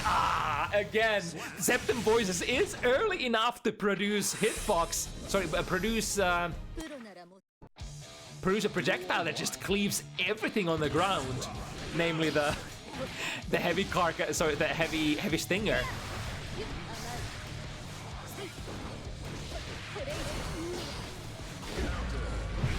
Ooh, again, a nice snipe there with the use of Milia's jump slash. And there's so many different options. Oh, but again, the air option that puts you in a counter hit recovery. Capel. Septem Voices immediately try to follow up, not quite getting what they wanted, and then the /5 heavy hit confirm. That was actually pretty good, recognizing that that S button connected really close up. Getting a little bit of an extra hit there, because like usually you would go like / into Q5 straight away. To the other side, are we able to get out of the corner? Artemis going airborne once again. Ifrit finding a / hit there, but really hard to hit confirm successfully from that range into Q5. There we go, 1-2 into Q5 again, missing with the 6 heavy dangerous. Connecting with the multiple air hits, 2 air dashes, and then the Capel pushing Ifrit towards the corner, and the interception there. That's gonna be a full combo unless we drop. No matter if it was gonna burst it anyway, right? The Capel, frame trapping. Oh, and tries to reach for a throw. That's a counter hit 6 heavy, and you're gonna go down so hard for that one. Naughty, trying to throw, but I mean, it's that one option that all of us do so much as Guilty Gear players. Try to intercept there with air to air, understandable. A lot of about stopping Milia's air approach is trying to get air throws against especially Capel, or sometimes like if you have good air to air buttons, you can use those as well. Why is he way too far away? And now that was the remaining of Gizmo's defensive measures here. And then, look at this. The long-range poke utilizing Q5. Ifrit. I think, unless I've messed up, this would be Ifrit's first point. This is definitely still, I wouldn't say a comfortable position to mount a comeback, but definitely a better time to start rather than 6-0. And already looking much better, getting the combos in until Gizmo finding a hit. Ooh, again, Septum Voices has proceeded far enough to delete the Stinger. Reaching for the throw, however, the opponent was shimmying with the instant air dash left and right. The original up, down, left, right woman puts you in the blender after the initial hit. So hard to get out of. Instant air dash is what starts things for Ifrit here.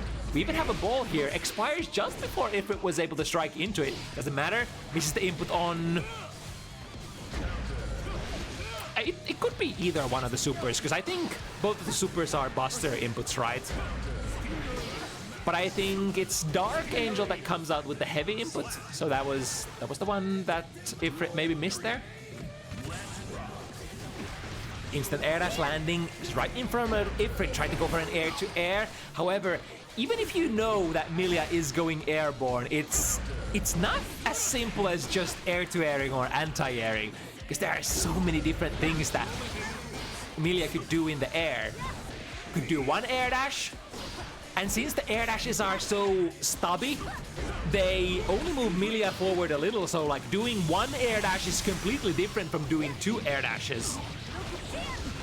And it's easy like that. If you start from far enough away, just doing a single air dash can just space you outside of the opponent's anti-air attempts and then punish them for trying to miss the anti-air. Punishing Ifrit for a throw this time. Able to get through the Septum Voices. Bar Slash unfortunately won't be able to anti-air here. And the Artemis finds a stagger. Chip damage territory. However, Ifrit able to get out of that and steal the round back. Back against the corner, but not defeated. Exactly what our Venom hero needed here. Definitely starting to look like there we go, there's the interruption. So Haircar will definitely get beaten by the heavy Stinger. I mean, it's not like you would go for the Haircar much in this matchup anyway, right? Because the ground is gonna be filled with so many projectiles. Second Voices comes out once again. Oh, but too far away this time. I mean, I say that, and the Haircar is coming out. I mean, if the opponent does not stay doesn't stay grounded and doesn't stay producing projectiles, then maybe, just maybe. Clean finish here into a throw. ODG is not quite enough. But the follow-up will be able to get the heavy disc out there to secure the checkmate for Gizmo. Initially missing the 6P. That was meant, I think, as a grounded poke on the round start. And the spacing is a little too far away for Ifrit to get any sort of realistic punish. However, now this time, our Venom hero is in the air as the Septum Voices comes out. We'll be able to go over. Septum Voices seems like kind of like a Dark Angel mini here in this matchup. Because it does delete everything in front of it, but it does not exactly give you the frame advantage. Ooh, 5 heavy anti-air.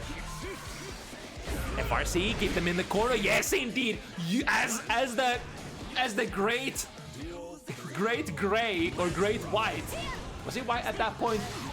Said at that classic moment, you shall not pass. You shall stay in the corner. Ooh, trick it to the other side. Get the mix up. Missing the disc input there. An extend towards the corner. Got an accidental cross up, I reckon. Still able to carry to the other corner. Missed with that mirri here. Getting Ifrit an opportunity to get out. That's a big counter hit. However, no connection with the too heavy. No juggle. Both players missing a lot. Is this tight enough to keep the opponent in the corner? Yes, indeed. 5D. Trade. Immediate burst. Gizmo is so close to the burst as well. Switch to the other side. This is looking grim for Ifrit, unless we can go over the Septum Voices. Misses the combo, no combo into Q5, and then the dash forward far slash.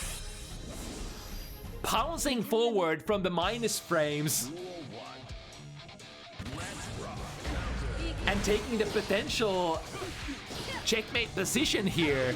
Gizmo only needs one for now. But from the back throw, we set the K summon into 5K. It's pretty comfortable if you just want to make sure that your opponent hits nothing on wake up.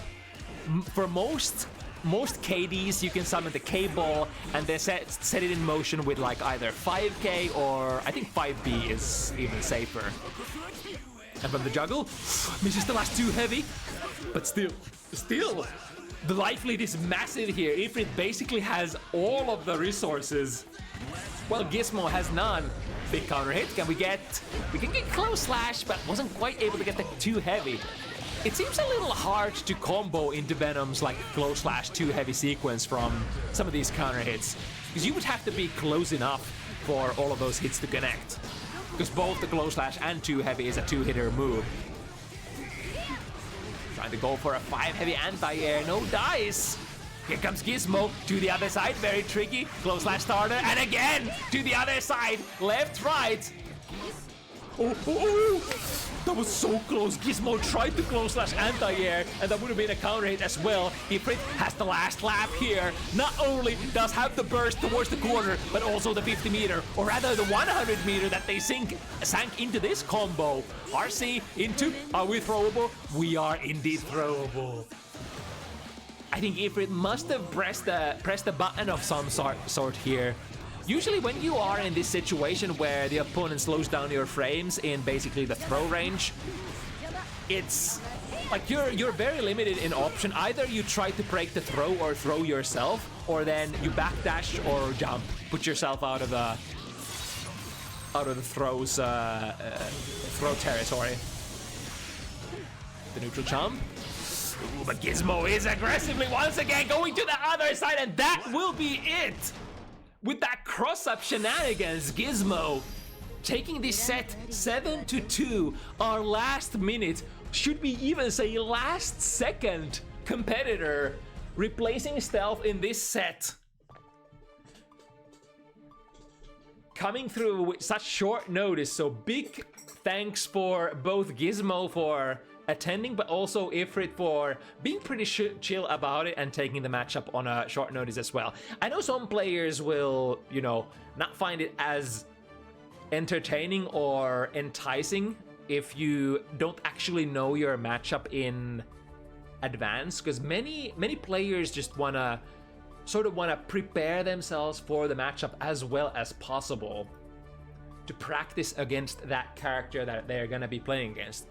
Alright, but next one is going to be our random match of the evening, and I think Spooky did send a new tier list, so let's see if we can switch to that one quick. So doing a couple of magic tricks here, bear with me. Where do I usually put these? Here, Spooky tiers. And then we need to do a little bit of magic.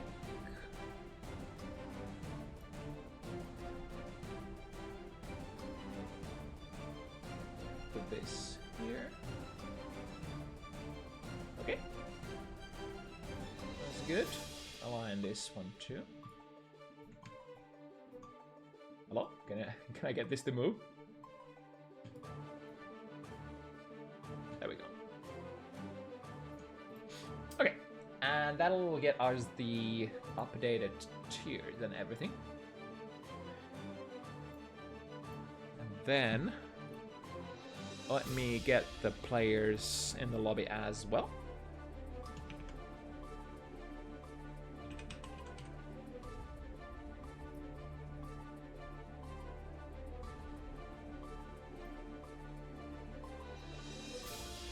Spooky and Swag.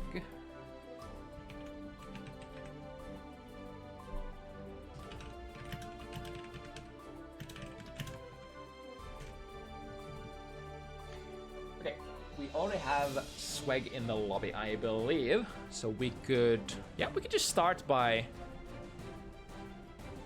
randoming the first character for Spooky.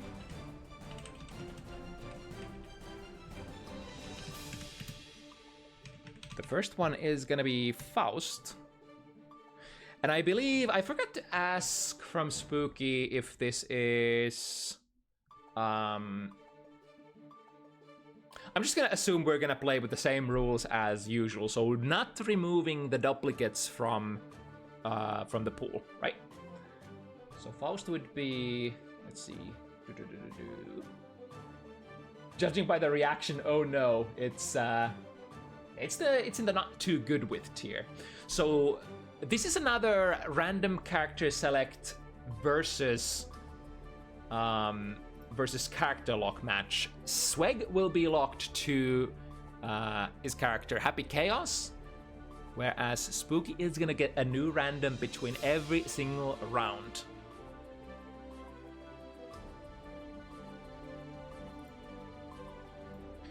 Also, hopefully our connection will carry us today. It's one of those super far range connections, Finland to Israel, I believe.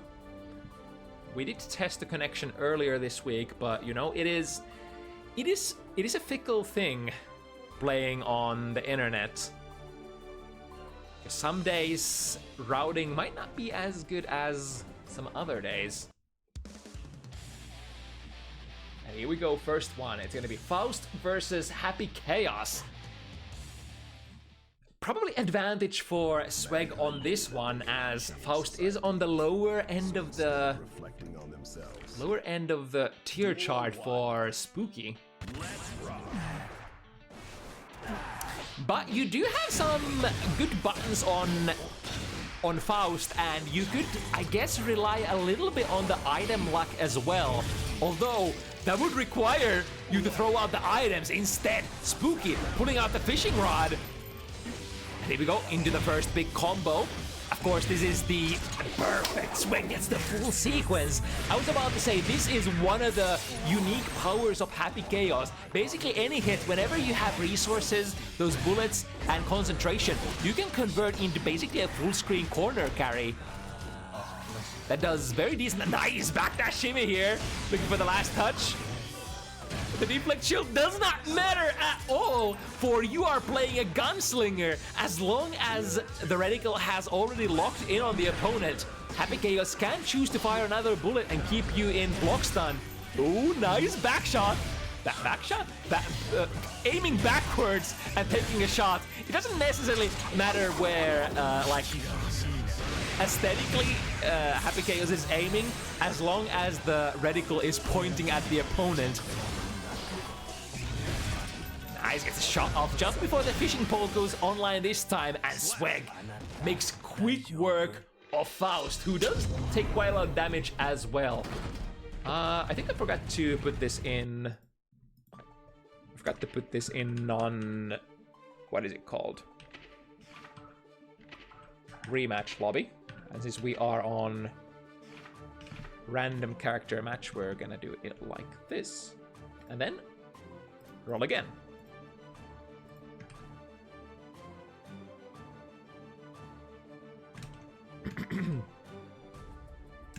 Next one is gonna be Kai,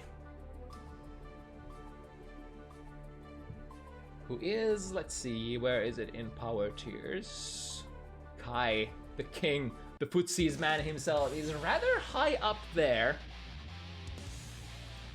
Understandably so. Is basically the characters like Kai are just sort of embodiments of everything that Guilty Gear Strive stands for. All the standard tools. We are also a Shoto character. And even though we are a Fireball character, we aren't necessarily a Fireball-based character either. Often, like more often than not, the function of your Fireball is going to be more... I guess anti-zoning is one tool, but most importantly, when it comes to pressure, you're going to electrify your opponent and then potentially threaten the massive amount of plus frames that you can get out of connecting some of your stuff. Now SPEC pressure takes out the gun. The reticle doesn't quite find its mark immediately. After all, if your opponent is not in block stun, it's going to be usually 1 out of 3 chance for the reticle to find its mark. That's only a 33%. So the odds are definitely not in your favor. That's why generally you have to either spend time aiming at neutral, or better yet, make them block something.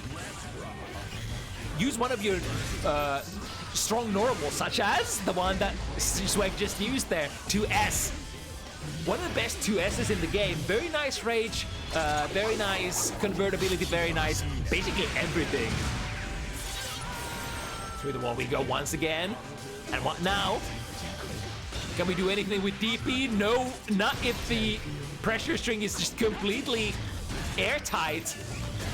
SPEC even recovers from that unfortunate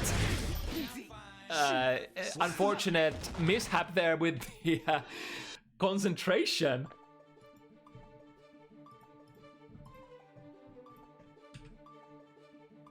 A second one in a row. That's a decently good win. Oh, is it gonna be a Kai again? Another Kai. All right. I mean, I would assume, like, I wonder if Spooky is unhappy with this choice, because the Kai is relatively high in the power rankings, but what if SPEC just has some sort of affinity, some sort of, I guess you could call it matchup experience, right? If SPEC is just good against Kai overall, I mean, who doesn't play against Kai? Definitely that one matchup that you're usually gonna know pretty well, right? And at the same time, Kai's like a character that doesn't really have a lot of grimy stuff. You just have to rely on your fundamentals. Ooh, nice hit confirm. 1-2 into RTL. Doesn't quite carry as far as Sin Kisk's, but I mean the family corner carry using supers is definitely there. Putting SPEC in the corner, but we need to reach SPEC one more time. And the combo prematurely going into Deus Ex Machina. Will break the wall, not quite. But we'll basically reload your gun. And now only, for the rest of the round, only, oh, trying to press a button into that close slash. There we go, starting with the 2S and far slash as well. But eventually, it's usually gonna be sort of the main course of your neutral game plan, or your game plan overall, to take out the gun, run in, and try to get a mix-up. Not quite crossing with the roll this time. Ooh, sticking to the wall very early. But SPEC still able to get that full value, full reload from the Deus Ex Machina, missing the combo here. However, happy little accidents, as they say. It's still not over. SPEC has so much concentration and bullets as well, so we can reset. Speaking of those resets. From left to right, nice, able to get a concentration just before we go bust. And then here comes God from the Machine. Who is the god? What is the machine? Is the machine is the weapon? And then the god is the god effect of the bullets just being magically filled. 6S counter hit. This probably goes into a kill even without meter. Get the wall stick. 6S. Wham bam. Thank you, man. SPEC looking really good here. And I wonder if SPEC is doing this good against some of the like upper power tier characters, then I guess we're gonna need the red tier characters to be able to take care of SPEC's happy chaos.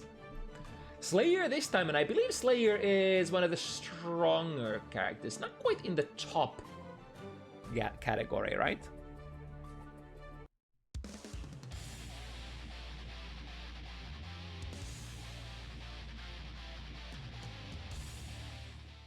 But Slayer definitely... Slayer is an interesting character. A lot of stuff can happen, and Slayer can get a lot of value from just, you know... I mean, stuff like just peddling far slashes. Commits into a big pile bunker, though. And again, yeah, Spooky is really going in hard. And not fearing the risk. But I mean... As Slayer, the reward is definitely there as well, so you can sometimes afford to take those big risks, such as... This time we had the 50 meter. Nice from Sweg, jumps out of the Master's Hammer, but not nice enough, because you are back in it. Yup. Using, I guess, wrong air buttons there. If you jump out of it, you would much rather get like some of your tools. Can we get punished? 2K 2D? Okay, that's okay. We can get a close slash there as well, but it's pretty okay for a character like Happy Chaos who starts even rather massive combos from a 2K as well. 6K, big counter 8 starter, ending it with Deus Ex Machina. Looking good. Opponent is around 75 meter as well as full blue burst. Turns it into a gold burst. 5P, nice. Knows that, ooh, we can RC this though. Skip in, and then YRC, yep, meter per meter, 100 meter for 50, and then from that plus 10 situation, we are mother freaking Happy Chaos. Connect anything, take out the gun, mix it up, go from there. As long as you're not low on resources, you're pretty good utilizing those plus frames. Deflect Shield does initially put Sweg away from the distance and I was able to what's it called, outsmart the reticle as well.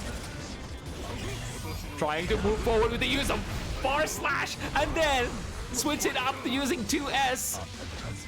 Oh, mix up time. We have 3 bullets. No, actually takes a little bit more defensive. Backs off, fires the gun, waiting for Slayer to come in. Sweg is looking really nice. Despite Spooky randoming into, you know, some of the better options here, above average options, Sweg is cleaving left and right. Oh my god, is it Kai again? No way. Third Kai. Not third Kai in a row, but third Kai nonetheless. And again, the question, is it good to get this character? Sweg has taken this character out 2 times already.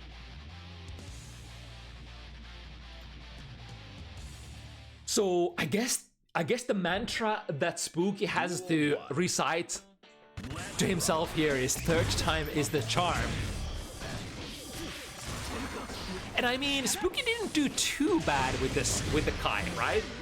It's just that Sweg's Happy Chaos is looking really nice. It's like there are little mishaps here and there. I mean, sometimes going bust when some of the top players of Happy Chaos in the nice that jump scare using the red wild assault from far range, taking advantage of that electricity, putting it on with that OTG.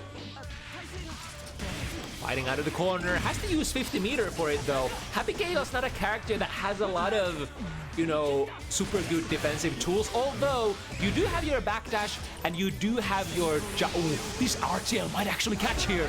Yeah, because it was the curse ball throw. It wasn't even a backdash. Backdash might have actually been able to recover in time, but the RTL will completely crush the curse ball. Nice spacing, dashing into far slash. After all, you do kind of have to play, starting with was that a heavy DP? Very big commitment, and Sweg putting a massive punish on the board as well. That's great presence of mind, because like some of the punish situations, Sweg has actually counted 2D, misses the combo, only 1 bullet in the chamber. Doesn't matter. Give me the god reload from the machine, from downtown. Sweg fills the gun again, and now just a couple of moments, and the concentration problems are solved as well. That concentration, after all, is a resource that comes back in just a couple of, in a matter of seconds. As long as you don't even have to do anything. I mean, you can hasten the recovery. Nice double jump over the fireball once again. 2S is a little too slow here. Those were the startup frames. The gunshot misses. Spooky boy flip kicks forward, finds the hit, and third time is indeed the charm. This is why the character is in the upper tiers. Trust in the pick. Trust in your own feelings. I think even if Spooky was to get this Kai a fourth time, it's gonna be a good random, right? It's one of the better ones after all. And now Milia is also in the same tier. I gotta say, this is a pretty decent streak of good randoms for Spooky. We've only dipped to the lower tiers like once so far, in the form of that Faust.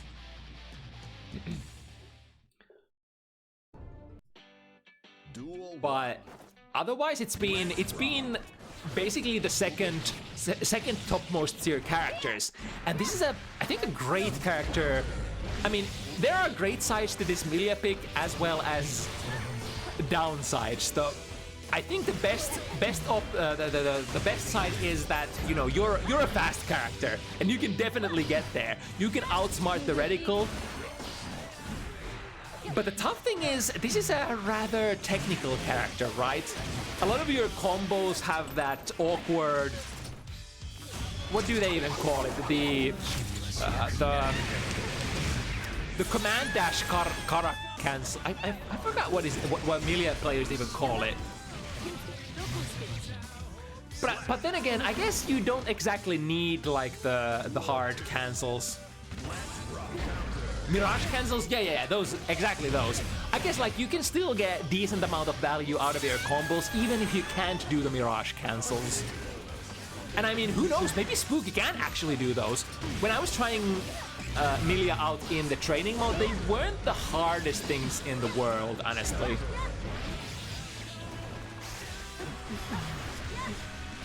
Into, again, the hair car, frame trap, trying to look for the burst. But Swag not quite ready to burst yet. In fact, Swag will reverse the situation. It's gonna be Spooky who takes it and calls out the ball throw with the use of full screen hair car. Ooh, the reticle didn't find its mark. 1 out of 3. 1 out of 3 chance. Swag took the chance and fired the gun, and it didn't find its mark, unfortunately. Went a little above Spooky's head.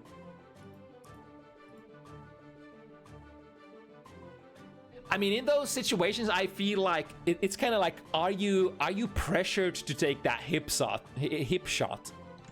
Chip is gonna be the next random for Spooky.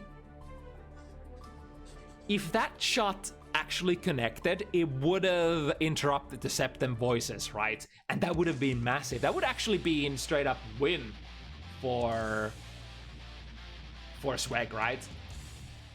So I guess it was a conscious decision. I mean, you know, sometimes you win, sometimes you lose. And blocking that Septem voices wasn't really in the schedule either, because that would have probably just meant that Milia's plus, you're gonna feel bad and you're just gonna get block stringed. Right, speaking of those block strings, Spooky working with a pretty decent one. Got into with the super. Drop Swag in the corner, not believing in the tightness of the mix-up. 6B wake up. For Spooky, dashes in there once again. This is another speedster. And technical, I don't want to say keep away characters, but technical neutral-based characters such as Happy Chaos, maybe not the most comfortable dealing with the likes of like Milia and Chip. I'm actually unsure because I haven't looked at Happy Chaos's like matchup tier charts or matchup charts in a very long time. 6B into standard combo. Yep. Swag definitely not dropping these ones. following through into a clean walking wall stick and a super. However, Spooky getting out of there. This is a huge comeback opportunity. Tries to go for a throw. A little gutsy there. You are -10 after all, after the YRC. And Sweg clears the other Speedster matchup. So Milia was a win for Spooky. But Chip didn't quite get there. Ooh, interesting one next. Abba. And she is in the basics tier. I think this is actually not a matchup that you would usually like to play as Abba, for Happy Chaos can exploit you a lot. And your lack of mobility. Of course, whenever you can turn on the mode, that's great, but how often are you gonna have that opportunity? And as Happy Chaos draws closer to like low resources, if you're not able to transform, then what are you gonna do? Nice! Pops the pills in the middle of the combo. Drops it in the corner, that's not too bad. Spooky pops on Abba as well. And now, there's just... Exactly, this is the checkmate. We can actually play the old style zoning kind of Happy Chaos here a little. Because like it's so hard, it takes so long for Abba to move forward that you could take a shot and recover like a huge amount of your resources before Abba even has an opportunity to do anything. Like, what is she gonna do? Command dash forward? Lamau? I mean, I guess you could install, such as Spooky is here in install mode. But smart usage of the meter here. YRC to make sure that Spooky pops in a safe distance. And now, there is nothing left. No jelly. No jelly, no bitches, no nothing. And Sweg clears it as, I guess, as expected. Yeah, it's not the greatest random, I want to say.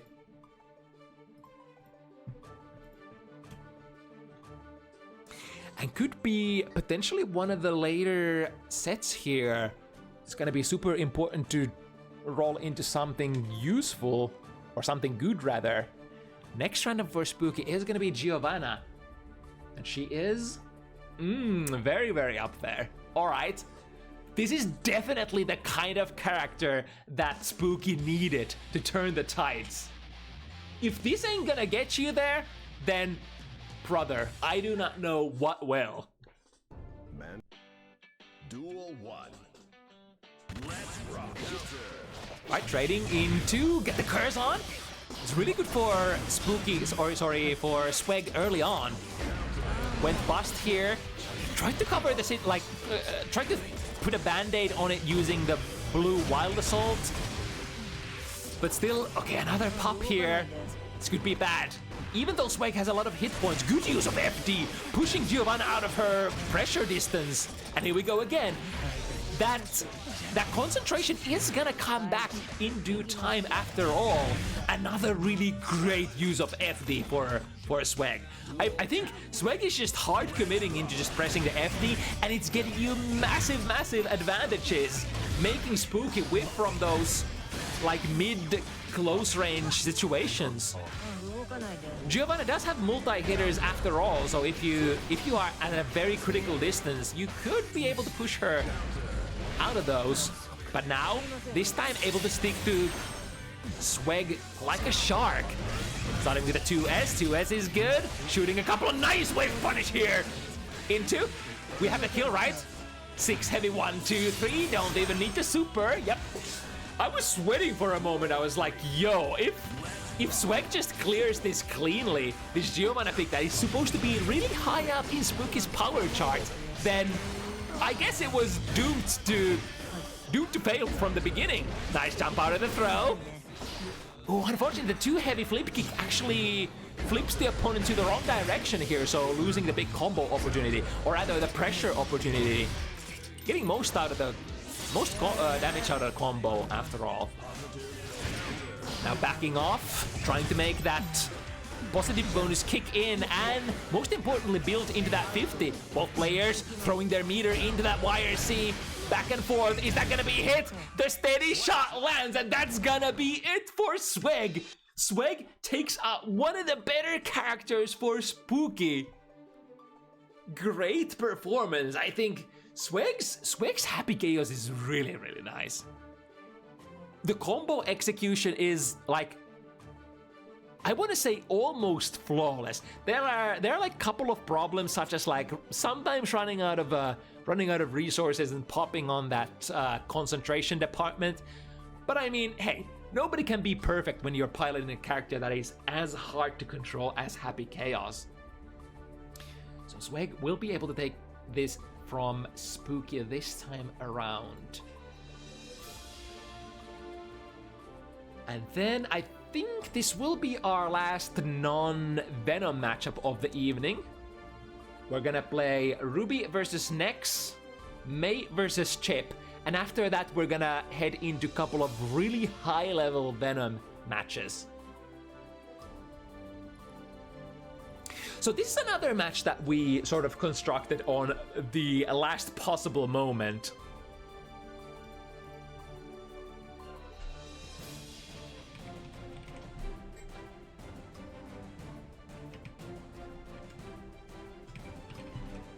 Let's get Ruby and Nex into the lobby.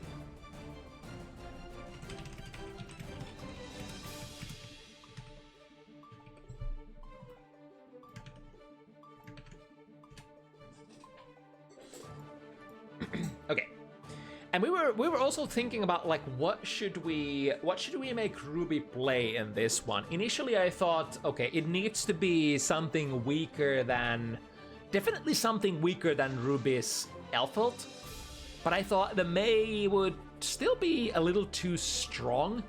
We were thinking about making Ruby play Abba as well, but then the players were like, no, the May versus Chip is actually pretty even, or has been historically pretty even between these players.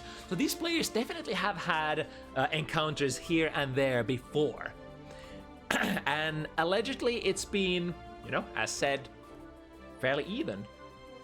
So let's see how it's gonna be on FT7. FT7, after all, is a little different from double elimination brackets. You have much more time to adjust to the opponent's stuff, and even if you do play against a familiar player that you do play against on a regular basis, it's still like you still sometimes need that feeling out, like, how are we playing today? How am I feeling? How are you feeling? Do you have something slightly new in the pocket?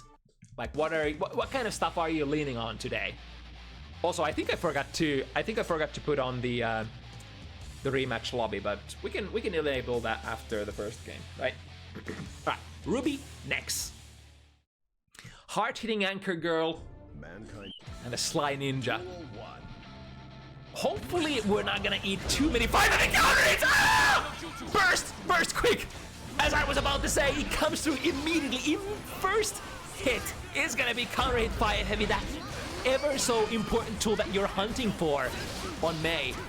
Very fast recovery, very difficult to whip punish, very good at occupying space. But now, none of those 5 heavies are gonna come up from this distance. In fact, this is the distance where you kind of want to spend most of your time if you are Chip. Able to catch the jump. Or was that maybe a startup of Up Dolphin as well? That's the mace, nice block on the 6 heavy, but the pressure is not quite over. Baits the DP, and that would have been a counter hit 5 heavy starter as well. Lots of damage potential, but I mean, the closer to your death you draw on these pixie characters like Chip, the more it makes sense to try to gamble with a DP, because like you're gonna die anyway. It doesn't matter how much hit points you have at that point. All right, burst towards the corner. Ruby has a lot of meter here though. Here comes the DP. The reversal back, we can RC here. And that 100 reversal sequence is actually pretty good for May, because the killer Orca is like produces a, like if you RC it still produces the whatchamacallit, the projectile part of the thing, which allows you to you know, move your main body while the projectile is still going off in the background. All right, let's edit settings, put it on rematch, so we don't have to come back to the lobby. It's still 1-0 for Ruby, as we then delve deeper into this matchup.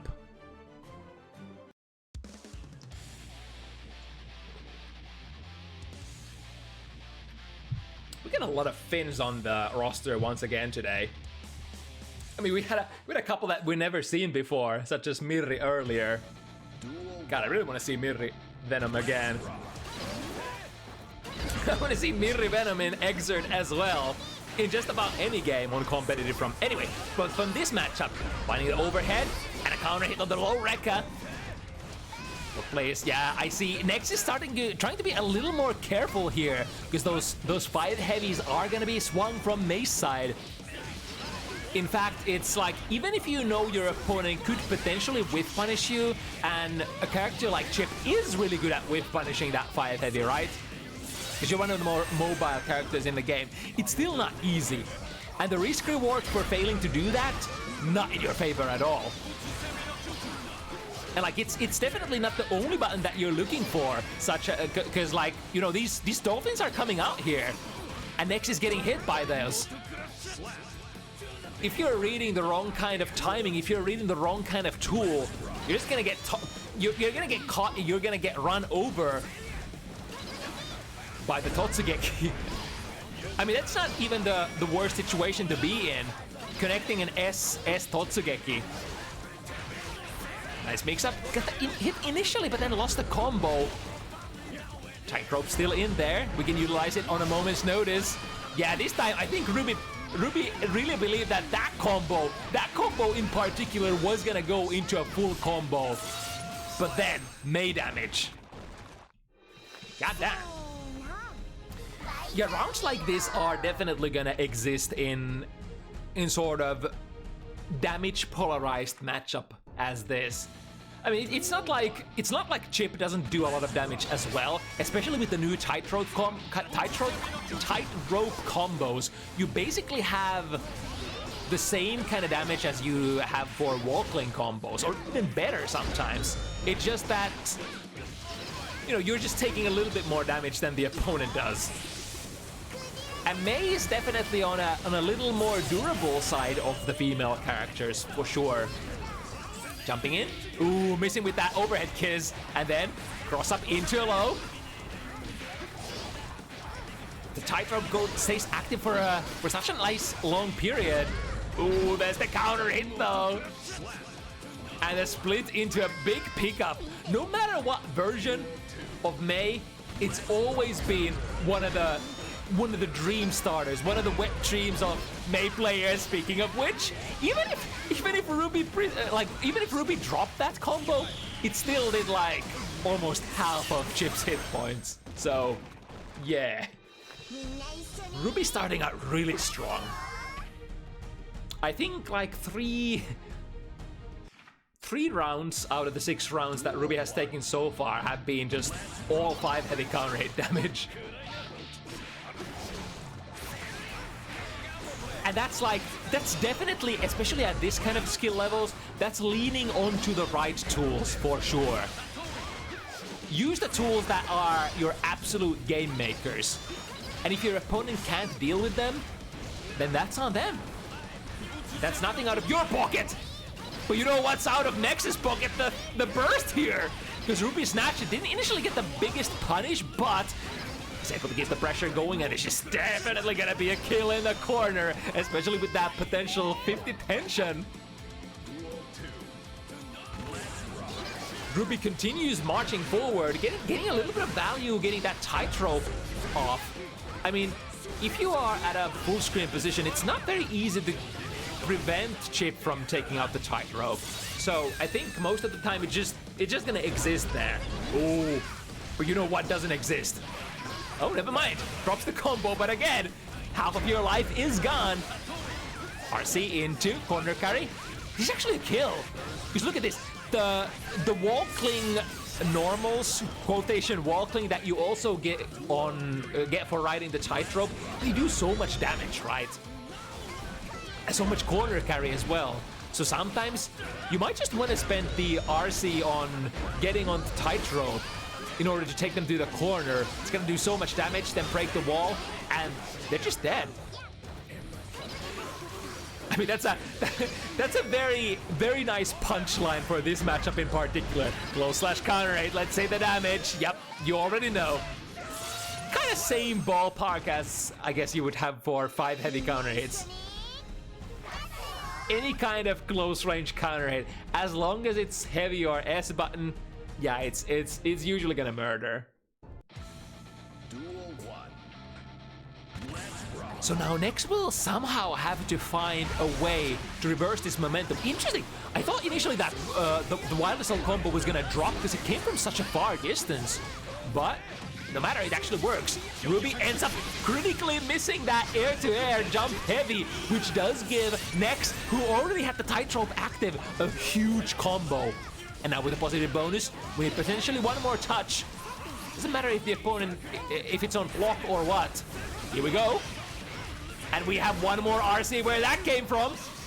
A very late PRC this time. I wonder if that was on purpose or maybe Nex was actually looking for, like, is the overhead gonna land as a hit? Recognize that, nope, that's blocked, so let's do a really late PRC instead. But yeah, you can definitely just, you know, let the PRC rock anyway, or the RC, and then mix out of that. If it hits, you get a combo. Nice! Speaking of the PRC, we can definitely use that to bait burst as well. Is this gonna, it's still gonna connect? That looks like a very interesting bounce here. Nex with the Bunky Messai putting themselves on board. Mankind knew that they... That wasn't even the usual Kara cancel super, was it? It was from a... Gosh, what was that? That was some sort of wall bounce combo. Uh-oh. Are we dead? Building to the 50? Yep, we're dead. Choosing the more damaging super as well. Never mind, Japanese guts, look at that. Literally 1 hit point. But now, in the chipped territory. Air dash in. With jump K in the air, the classic. Get an overhead kiss, just like that. Might be, oh, didn't, I guess, wasn't able to charge Totsugeki during the strikes, right? Ooh, that gold burst barely whipping. That's kind of a testament to how good that heavy button is. That 5 heavy from May, extremely disjointed. Oh no, it was a setup. It was a mistake, but then it was not. The well is still coming after a short while. And Ruby blazing forward. This is kind of like Slayer kind of shit right here. It's like you might as well swing. Keep swinging. The risk reward is basically always in your favor. What a mash there. The S Dolphin into a split, into spend RC, push them deeper into the corner. Nice escape for Nex though. And now we are the one who has the most meter, forcing Ruby actually to burst. And then up Dolphin barely avoids the grounded Alpha Blade. Yeah, it's a clean air-to-air hit. Sometimes you don't even have to land a counter hit on mere air-to-air hits, as long as the opponent is close enough to you. I mean, I guess that goes for just about any character in the game. Oh no! Oh, that connects. That really connects. Oh, Charlie, that really hurt. And the whale as well. Oh my goodness, that's 70%. And now, Ruby only needs one more. Was thinking about the command grab, or maybe the throw. But here comes the strike trap from Nex. Missing with the last. The reversal, killer orca, not quite the kill. The guts are definitely kicking in here. But the guts, even the guts aren't gonna do anything. Oh, disconnect. Let me see if I can get word to the players.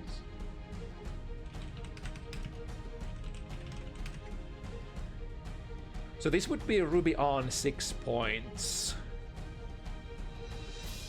Yeah, May's damage is really high, and it's exacerbated on soft characters like Chip. I mean, Chip is literally the character that takes the most damage in the game, so the contrast is really, really stark. To combat this is precision, right? You know that the May player is gonna swing with 5 heavy. Like, you can't make May stop it. You can't make May stop using dolphins. So you know that those tools are gonna come out. You have to prime yourself to counter those tools on a regular basis. If you can't, well, that's the matchup. You're gonna lose. That's just how it is. It's basically like any fighting game. If you can't deal with the primary tools of the opponent, you generally don't have a good chance of winning the matchup either. I actually forgot to put this on winner stage to force the players out. Okay.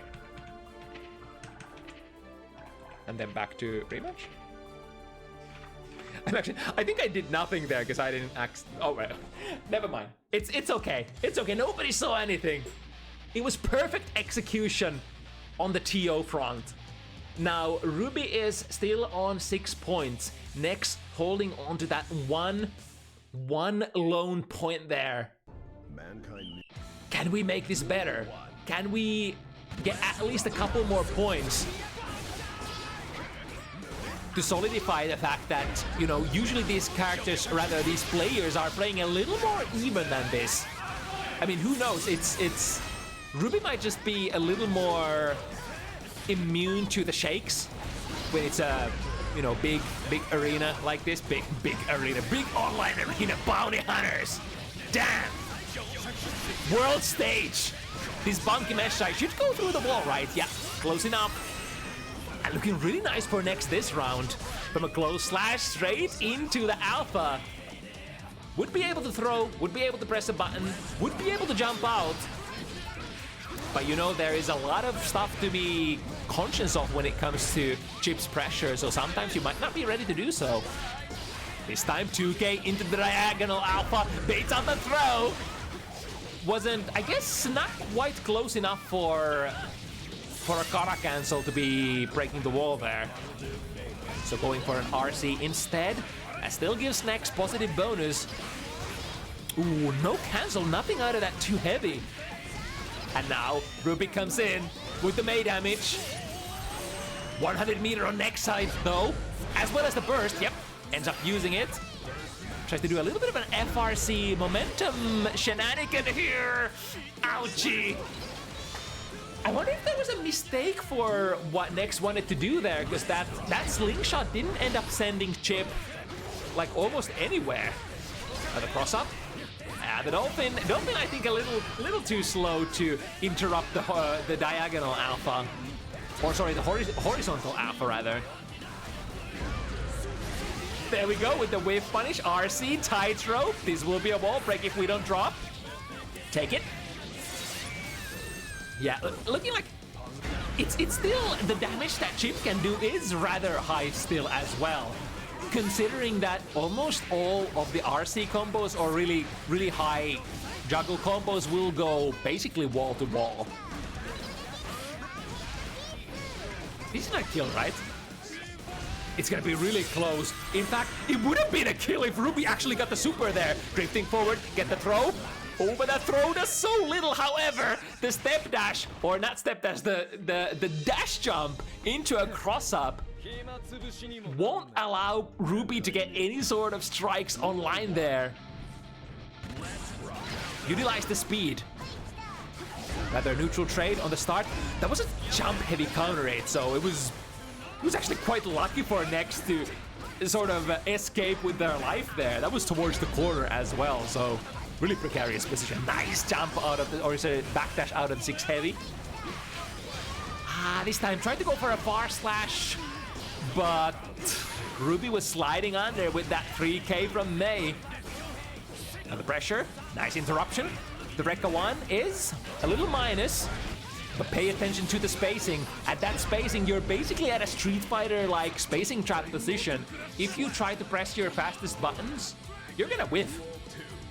Even far slash kind of buttons are gonna whiff sometimes from the distance that Chip's Rekka 1 leaves you at. Fishing the counter hit. Nice whiff punish! Those are the kind of stuff that we actually need, but there was no follow-through that time around. Good interruption. Could read that the command grab was indeed coming here. And now next, how are we gonna crack this pirate open? Still have 50 meter. 1, 2, Rekka 3, RC, and that should be it. Yep, no opportunity for Ruby to burst out of that one. Although arguably wouldn't have bursted either because we were sitting on a round lead. Standard counter hit S-Dolphin into overhead kiss, combo the opponent into the corner, half of their life gone. And we're getting dangerously close to that tension burning threshold. Burns it here. Is not quite gonna build into the 50 meter. Doesn't matter. Ruby, May, not quite the main character that is Elfelt, but they do say that Ruby's May is, you know, pretty good actually. And indeed, showing how it's done against one of the fastest characters in the game.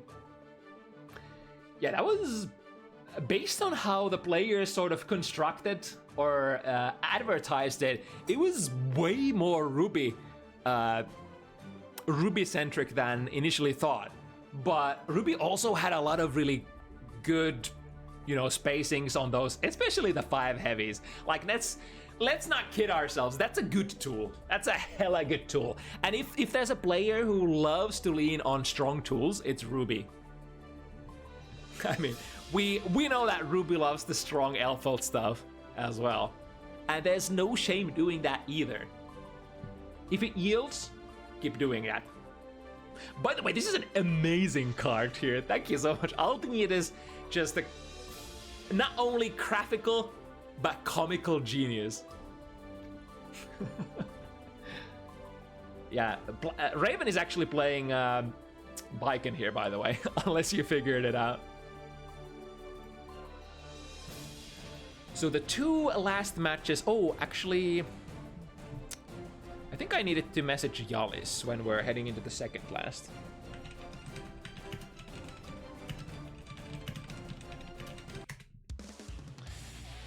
So let me do switcherinos here.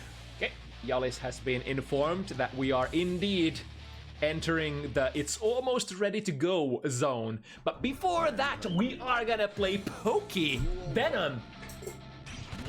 And according to the man's own words, considering the little amount of time that we've had to spend on Venom so far, it's looking pretty good. So let's see how we fare against one of our higher level competitors. The pressure, the aggressiveness of Baiken at this close distance is, of course, very, very oppressive. And as far as defensive options go, Venom is not good. Yeah, Venom doesn't have any sort of reversals of his own. Completely has to rely on the universal mechanics if you are on the back foot. And that's kind of shame against a character like Baiken, who just thrives in this distance, wants to keep on bouncing back and forth, maybe attach the kabari, maybe, you know, go airborne, reset the situation. And here comes potentially more mix-ups. No RC though. I think Raven, I didn't watch the tension bar, but potentially with that positive bonus could have committed to the overhead and then just, you know, hit the RC. If we get the meter, we get it. If not, then okay, no worries. Right, going under the balls with 2 heavy.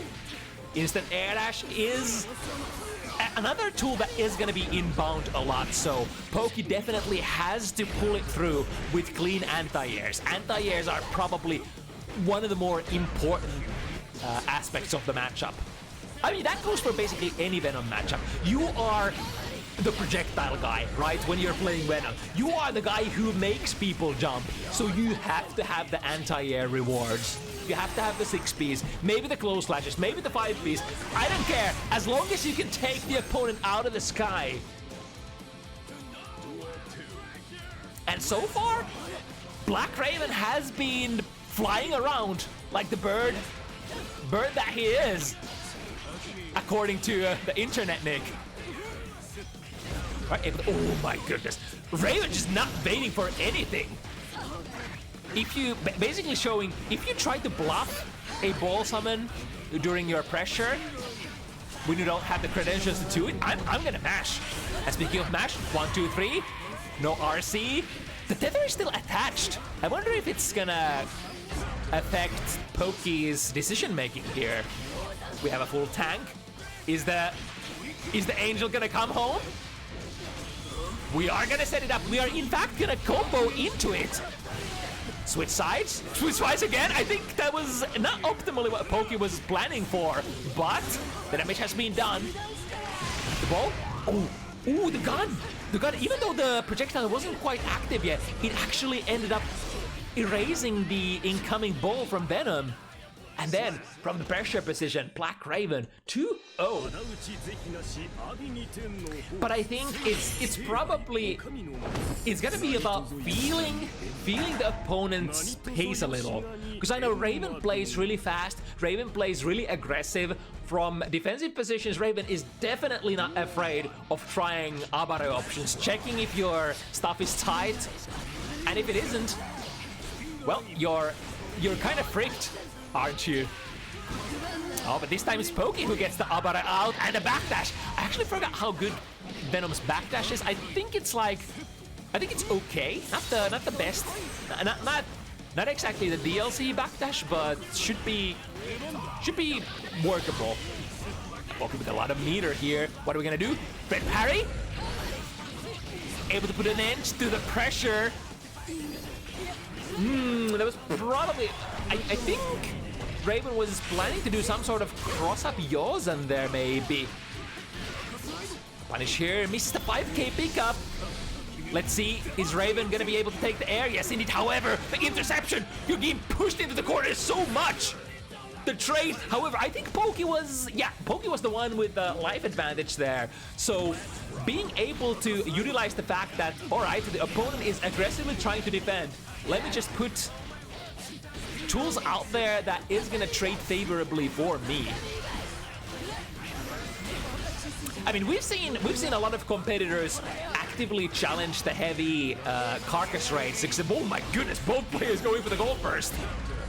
But Poke going with the cross-up hitbox with the jump slash, and then the pressure, jump D into cancel landing frames into the carcass rate, and then more summon, but go under. Too heavy from Biken. That too heavy has been very instrumental so far. Corner carry combo, dropping the follow-up, I think. Get the hit. Yep, this is gonna go into a basic combo. Dark Angel, is it gonna combo? Yes, indeed. Lots of corner carry. Nice! The shimmy was probably expecting a throw, but the reversal parry works as well. From the backdash, checking what the opponent is gonna do. Would probably lose to a reversal super, but I think Raven didn't have the 50 meter there, which probably prompted Poke to be like, all right, I'll do this. Right, and so the turns have started tabling for our Venom player. There's the first good anti-air of the set. 6P into. Right, Raven going for an aggressive burst, keeping the opponent in the corner. If Poke gets out of here, it would be big. But for now, both players have built their resources into 50 tension, which is going to be utilized for this 10-10. Enable the positive bonus.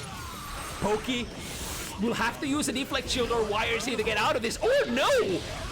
Just waiting for the opponent to make a mistake and get a throw here. Here we go. Dark Angel to break. Is it actually more optimal to use Navarata run out or Dark Angel? I think... I'm not actually sure. But I mean, it doesn't matter. As long as you're getting wall break, wall break is a wall break. Right, frame trap, Poke, burst. We have 100 juice ready to go after all. Anti-air. Oh, chooses the wrong button. From the jump D, cross up into, waiting for the burst. Ruby is holding it, but hold these Dark Angels. No, you won't be able to burst here, right?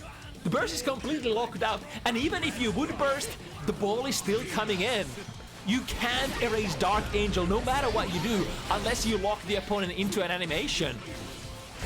To the other side, we have the ball there. Yep, once again, BlackRaven choosing to burst immediately when the opponent is comboing you in the corner, or rather back against the corner.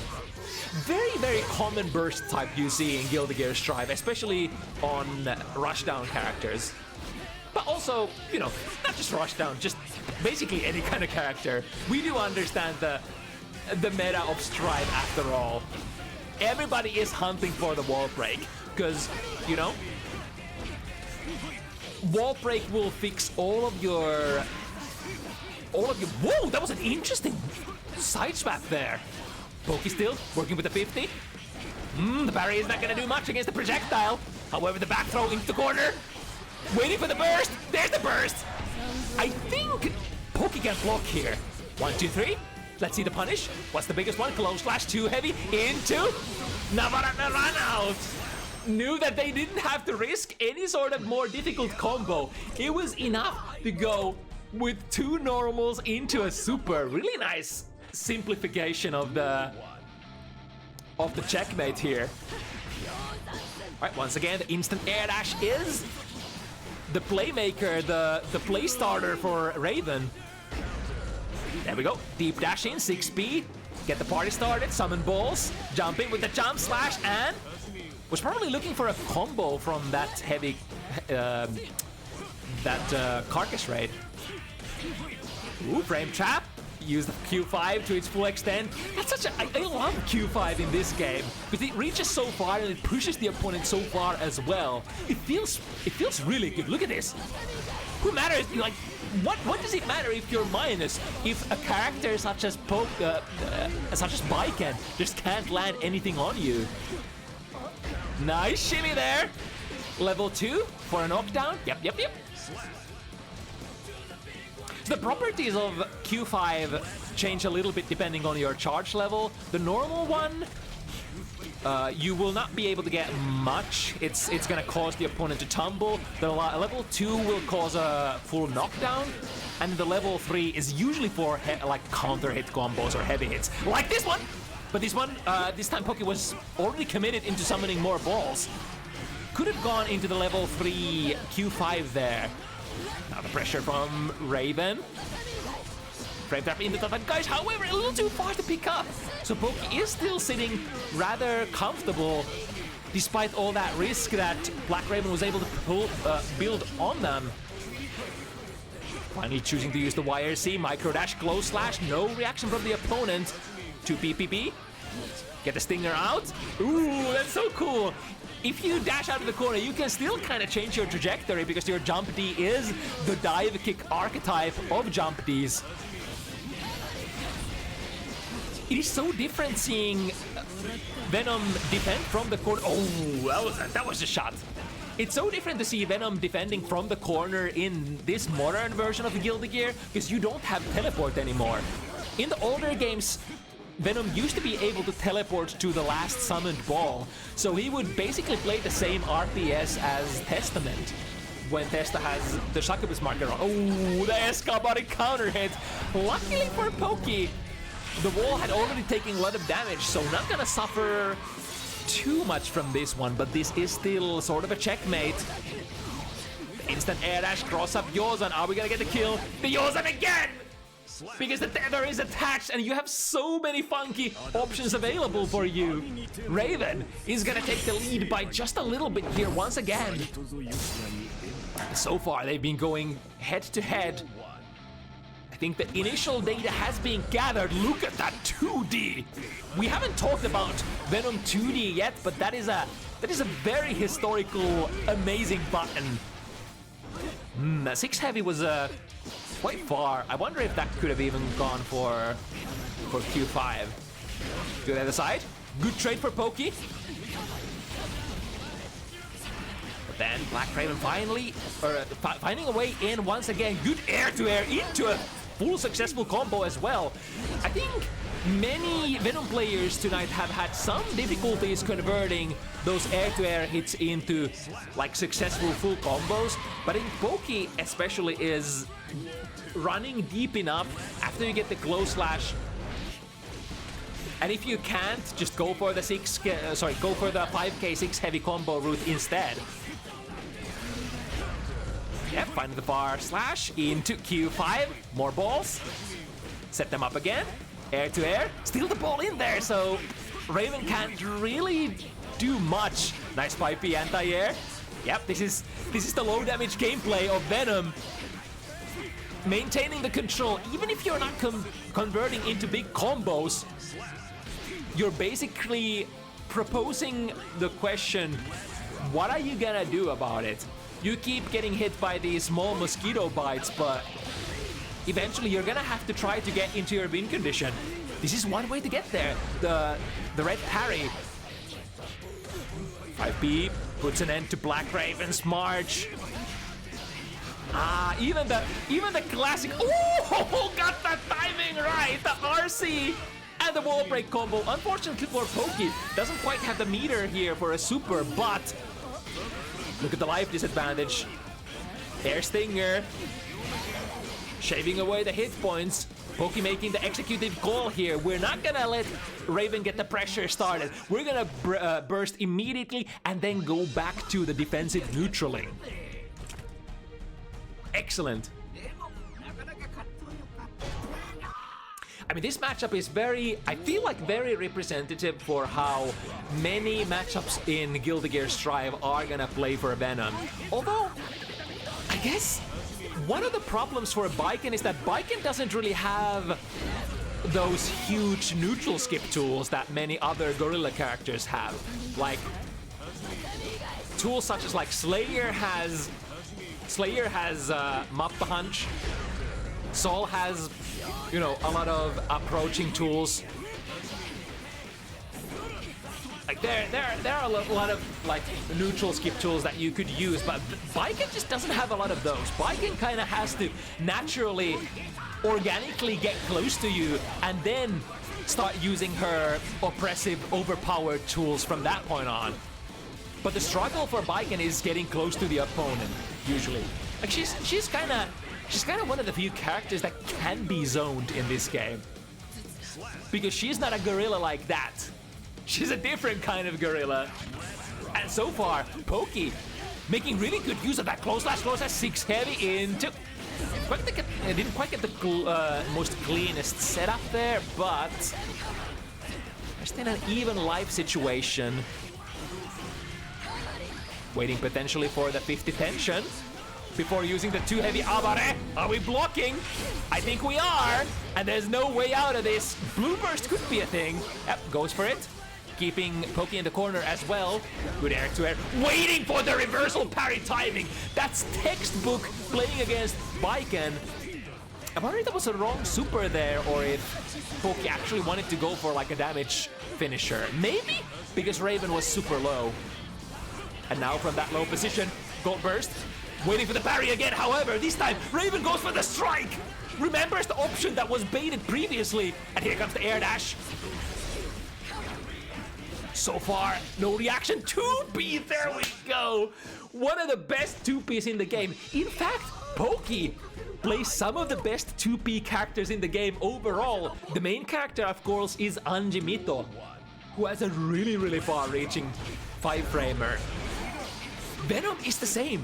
That Venom 2P, very far horizontal range for a 5-framer.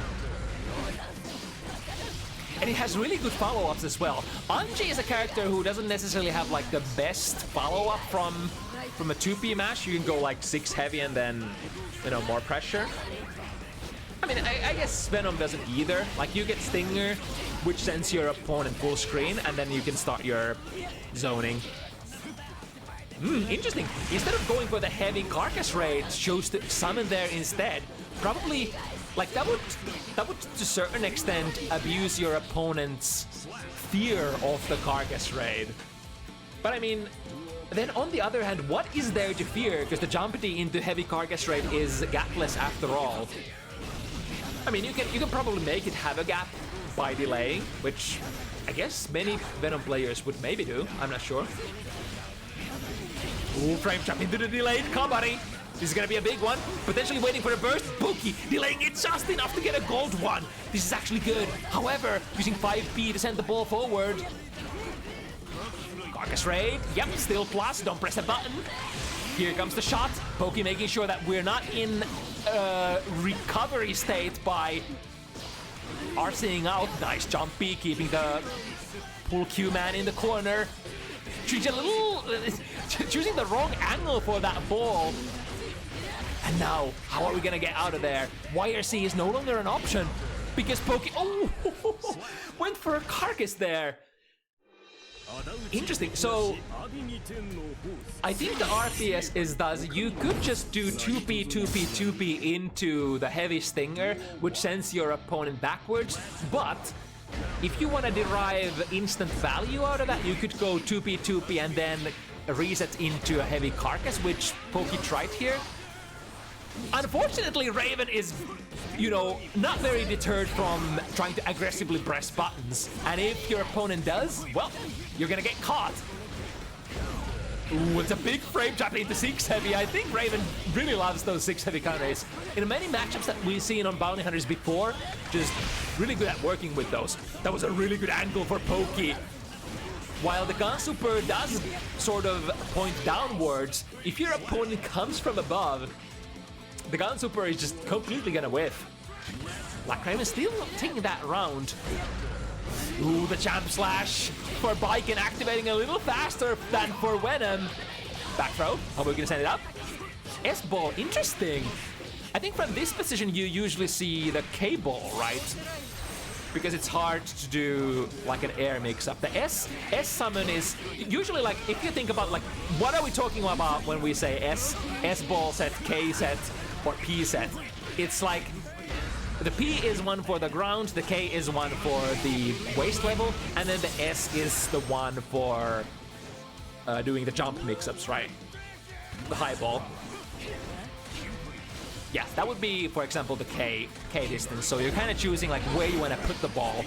Do you want to try to threaten their legs? Do you want to try to go for like air angles, in which case you would summon S-balls. Nice anti-air into K Q5.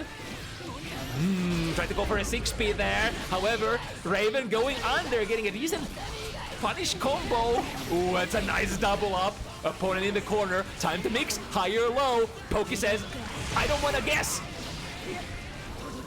Ah, that's a miss. That's a miss. TK Yozan. That was supposed to be an overhead. However, doesn't matter. Opponent backdash. Backdashes out of their pressure. And Raven strikes forward with that 2 heavy. That 2 heavy takes you slightly forward. Has a little bit of forward moving momentum. Able to reach from, you know, around this range. And low profiling moves like that are really great against especially ball sets such as like K. I guess to specifically call out like the 2 heavy approaches, you would have to use a normal that reaches the ground, or you would have to set a P ball, which naturally goes a little lower and could potentially catch Baiken trying to 2 heavy under your stuff. Alright, what's the approach here? PRC sees the opponent coming in, and then 6p. Fighting games, baby, fighting games. I mean, other players might get excited about just fireballs being thrown and then anti-airs. It's like, it's the age-old Daigo Umehara sequence. Throw a couple of fireballs and then Umeshoryu. But here's a Guilty Gear type of Shoryu. Reversal super with big rewards. Able to even out the rounds here. 1-1. Very high angle on that TK. Sorry, that air dash Yozan. Now back full screen. This is where Venom sort of thrives, or rather, where Baiken really doesn't have immediate options. Where Baiken has to try to guess which angles the balls are coming from. Nice! Expecting the YRC probably. And a big punish, yeah, Baiken would have the explosive rewards, right? He was even up until this point, but in the mid-game position. From the 4-4 position, Raven getting a sudden burst of momentum. And now putting Poke in a slightly awkward position where you can't really make a lot of mistakes anymore. Nice, the 2P catches the charged follow-up of the Kabari. Couple of balls to work with. Frame trap into 2D. I think Poke was waiting for the reversal parry once again. Because usually if you want to call it out, you would play a very delayed meaty. That is exactly the active duration of the parries, which is how many actives? I forgot. Jump D, keeping the opponent in the corner, canceling into a ball set though, making sure that there's no immediate burst. Would BlackRaven still burst? No. Chip damage danger, sends the gun. Pokey is blocking though, using FT7. Ooh, trying to press 5B, but cannot, absolutely cannot from that distance. Was there a ball that Poke was trying to hit in that position? Double backdash, far slash into Stinger. Yeah, Raven is really good at aggressively dashing forward. So if there are sort of quotations bluff attempts from the opponent, like if you're trying to summon in a place where it's like you don't really, oh my goodness, is it over like that? Pokey's burst is gone. Minus frames. All right, good mash out.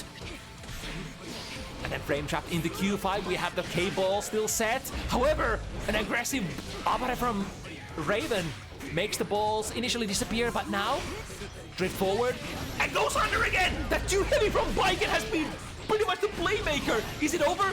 It's over. Super. 10, 10, and it's over. Raven takes out Pokey in a set that was so back-to-back up until that 9th game. And then the Anga happens. A simple lapse in concentration can cost this kind of characters the game and or the set. This is the kind of problems that you will have to contend with, right? You will have to be a little more consistent than your opponent in scoring these hits, for you're not the highest damage dealing character in the game at all. You're based on control. You're based on set play. Right, we're heading into the next one, or rather the last one of the evening. We have Jalis already ready to hop on, and then we just need a munch.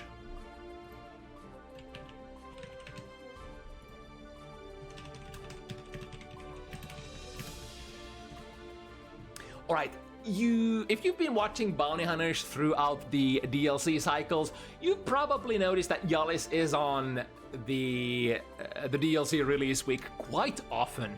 One of those players who just always wants to pick up the new character, wants to try them out, wants to feel out, you know, maybe, is this character for me? And even if it doesn't, even if it isn't, you're gonna get that ever so important matchup knowledge. The first-hand knowledge of how does this character work? What does this character's, offense structure look like? What are their options like? All of that is gonna stick with you throughout your Guilty Gear career till the rest of your days. Now, matchup-wise, this is I guess this is kind of like the Dizzy Venom matchup that we played earlier. This is a zoner versus zoner, a set play character versus a set player, or is Jacko a set play character? I think Jacko is more of a pressure character than set. I mean, Jacko has some set play, but maybe relying more on the. Jacko is a weird character. It's a little hard to say like exactly what kind of archetype she represents, because she is quite unique in how she controls her stuff. Right, but we are ready to hop in. I see Munch on the lobby as well.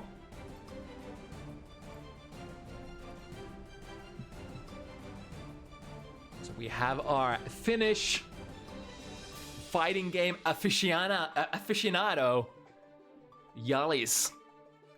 Let's see what Jalis has been able to cook up on the first week. It's of course hard to top the performance that we saw from Mirri earlier, for that guy has played Venom for decades already. And the rest of us, we've barely even tried Venom. I think, yeah, like, I think Jalis didn't even play Exert that much, let alone speak about the let alone the old games. So Jalis will just have to use their intuition and figure out what is this character about on the first week. We are facing a rather similar character here in the form of Jack O. Now, I guess Venom would have the faster tool to reach the opponent full scream. Heavy Stinger is very nice. So I'm wondering, how does Munch try to tackle the faster nature of Venom's projectiles? Immediately into the combo, would have gotten a wall break. Munch says, no, I want to play this round too. We have the stuff set up. Jalis says, go back into the corner, go back into your room. Rather neutral trade. However, I think Jalis traded into a 2D, so getting knocked down here. Sandwich is inbound. You have enough minion gauge as well. Send more. 6P does connect with the minion. There is a problem though. Whenever you connect with your with the minions, with your normals, your sort of active frames are gonna be extended a little. Or is it causing you more hit stop? Nevertheless, Jacko does have extra frames for catching you in those kind of situations. It can be a double-edged sword. Sometimes those extended active frames, if you have disjoints on that particular normal, will be a huge stop sign to Jacko. But sometimes, if you're poking with a high-profile poke, it opens you for being exploited low. Here comes Munch, breaking with a huge combo, half of your life gone. Oh, it actually does not break the wall. That's maybe even better sometimes than breaking it. 6P works out. Lots of dash momentum. Using to push Munch into the corner. Good minion throw. Jalis goes for a gold burst. How are we gonna use it? Here comes the first Dark Angel of the round. Tried to escape here. So that's gonna be a clean wall break for Jalis. And that follow-up from YoKai. Oh, hello? The Q5 is actually reaching so far that there is a dead zone if you are point blank with your opponent. But that's why you have these great normals, such as like 2K 2D, or rather great Gatling normals that push the opponent away, such as like 2K 2D, close/2 heavy, stuff like that. Right, Munch taking the first one. I think it's the sort of the experience and the confidence once you actually get your pressure started, especially on a defensively weak character like Venom. Munch has been feeling, or rather looking very comfortable. But now, Jalis getting a big one to start it up with. Anti-air jump heavy into a throw. How do we set up? Ooh, S summon into the more standard Oki. I guess, yeah, I guess you can still play the S ball set in the corner, it looks like. But the cool thing is, oh, that's a big counter hit, and Jalis doesn't have any. Oh, drops it. Are we still in there? We're still in there. 100 meter as well. Activate blue. This is kind of hard to play against. The blue guarantees that you have a little bit of extra recovery for your minion gauge. That is the reason why Munch has, you know, so many minion attack commands available. Jalis getting out there just barely. Big counter hit. Yes, into a 6 heavy. Munch actually feeling threatened here. This was a respect burst. Ooh, but it... The YoKai bullet, holding the opponent down. Charging the Stinger aim. Varying the zoning. Is the zoner gonna get zoned? However, at the very end, Jalis choosing to try to pull up, go in. And that time Munch was holding onto the minion and able to get an attack command out. Nice poke, take care of the minion that was behind you. Interesting, that was a jump, sorry, that was a bar slash that basically took care of a minion that was on your feet. That would indicate that the button has like a relatively decent hitbox around Venom. I guess you would have to have, because Venom really likes to hit balls that are behind him. So some of his normal should hit behind as well. Charging the Stinger, which makes it does not it does not better the frame data, but it basically makes so that the balls can be hit multiple times, or rather that they persist on the screen a little bit more than usual. But I mean, Munch not very impressed with any of that so far. Mankind. Duel 1. Let's rock. Started with the Q5, we still have the ball. Oh, that's so cool that the balls can hit so many times from some of those setups. Finding a big counter hit, immediate burst from Munch. Ooh! Wait, did that minion actually drain the ball from Stinger? Is it because, like, sometimes certain sequences, the way that you choose to fire your minions forward as Jacko, some of those also vary the properties of the minions, so they might have more durability against other projectiles. Nice, crushes the throw with the use of Jump D, and a full conversion into Dark Angel as well. Yep, that's gonna be a kill. Spent the 100 just in case in between. Yeah, 236k increases the projectile level of the minions, yeah.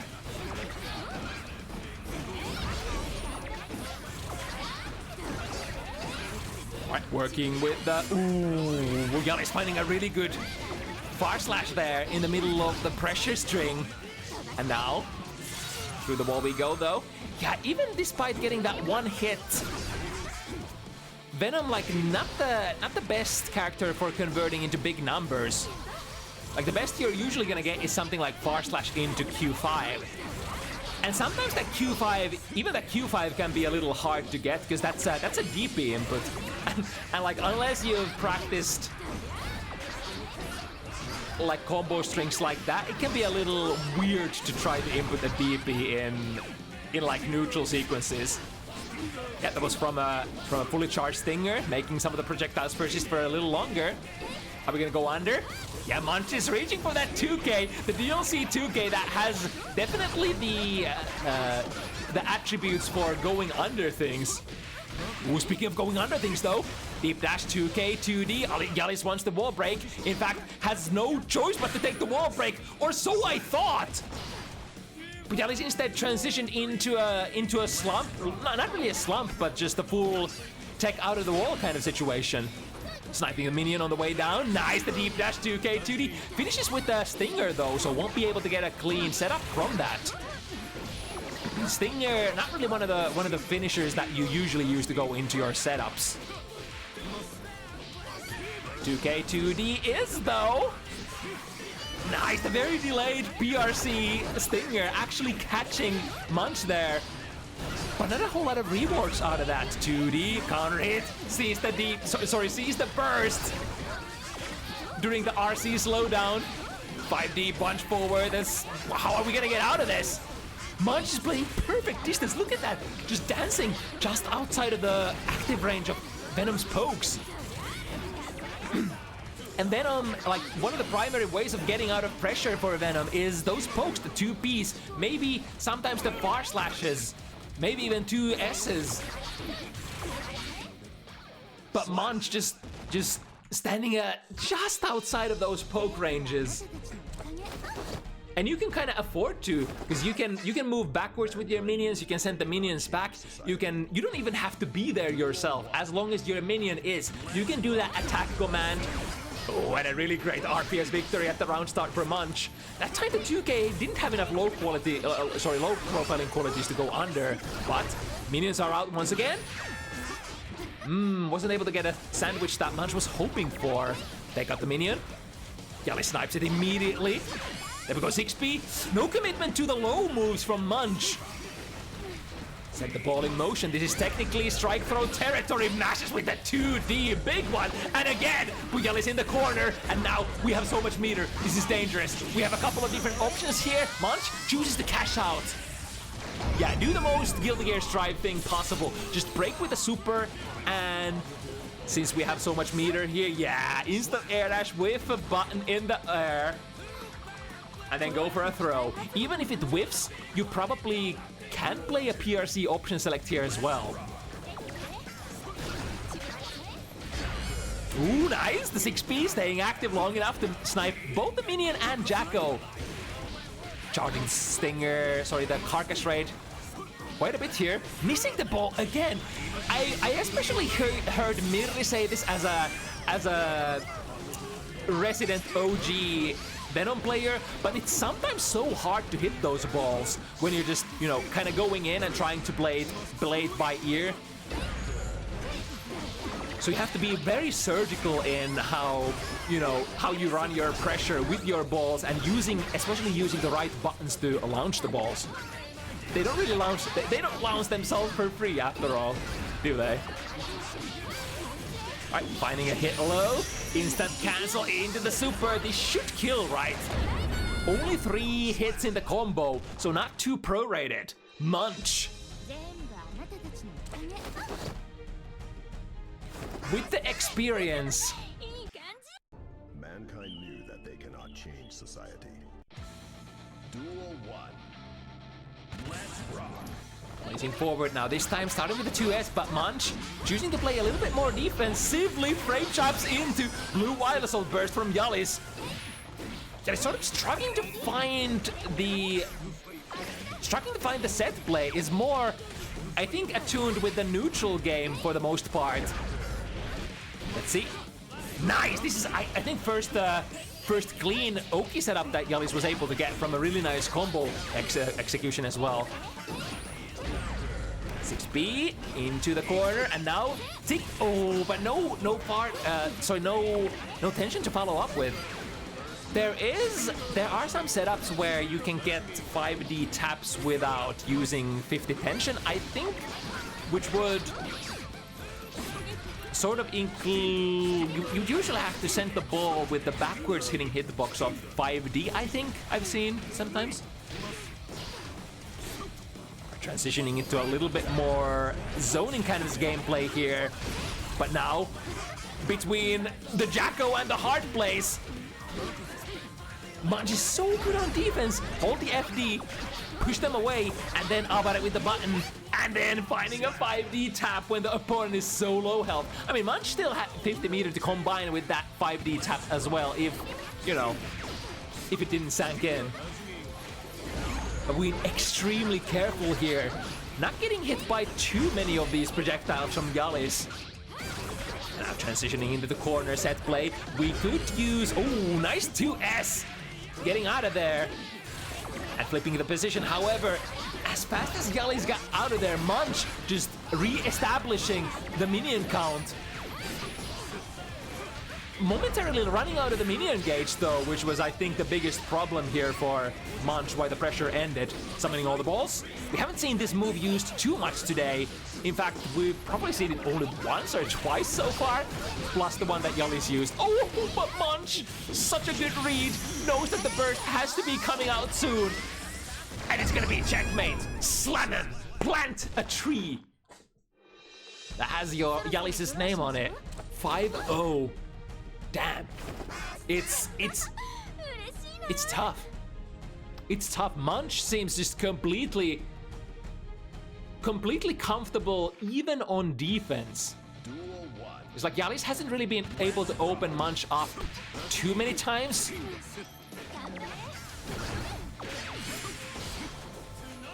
It's like the neutraling has been working out with the projectiles. Once again, a good 6P, sniping the minion before it goes online. Again, that's initially missing the jump slash. Ooh, hello? Fireworks in the sky. Not getting punished on the way down. Munch goes for a successful gold burst. Establishing. Ooh, that was almost a really cool sequence. Unfortunately, popping Jalis out of the corner.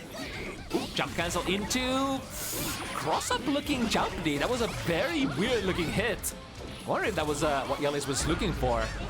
Yeah, clean 6P. And then the counter hit, that should be a kill. We have a 50 meter. Nope, happy little accidents going for a reset. But I mean, if you're expecting to die as the opponent in this situation as Jalis, it's like you would have to mash for dear life while the opponent is comboing you, or immediately after you see the combo drop. And sometimes you even can't because the opponent just sets you up with a needy anyway. Clean 2S. Gets the most out of it. Dropping Jalis in the corner, cashing out with the Elysian driver. This is very close to killing. Venom is only one Guts character after all. And now Jalis has only a YRC or a deflect shield to defend with.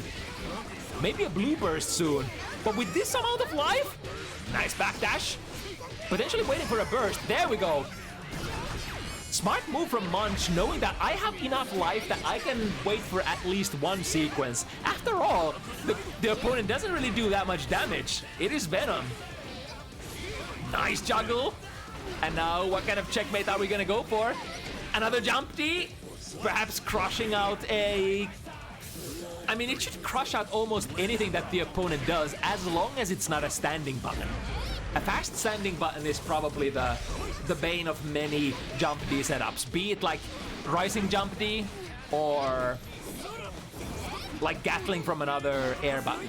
That's kind of like the primary function. It's like jump D, not necessarily the mix up a button of your dreams if you go for a rising jump D, but it rather works like an Inno jump D, whereas you're jumping in and then making another extra overhead with jump D, or just landing into a 2k low.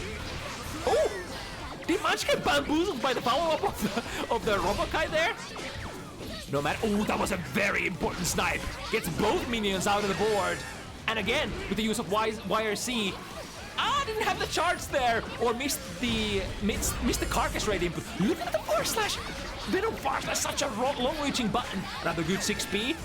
Jalis threading the needle, poking at all of these minions, but you can poke at them for so long until you're gonna get overwhelmed. Especially when your character doesn't really have, like, even if you poke into those minions, like, what are you gonna do? You don't have the most aggressive cancels. You're not like Sin Kisk or anything, who can just poke into it and then cancel into Beak Driver or whatever. Right, yep, that's quite punishable. Unless the opponent would cancel into the soccer kick. Jalis takes the punish. Has to burst out as well in order to get locked down in the corner by Munch. Successful far slash. But again, the stinger doesn't connect. I guess you would... But the heavy stinger should always connect, right? The S doesn't.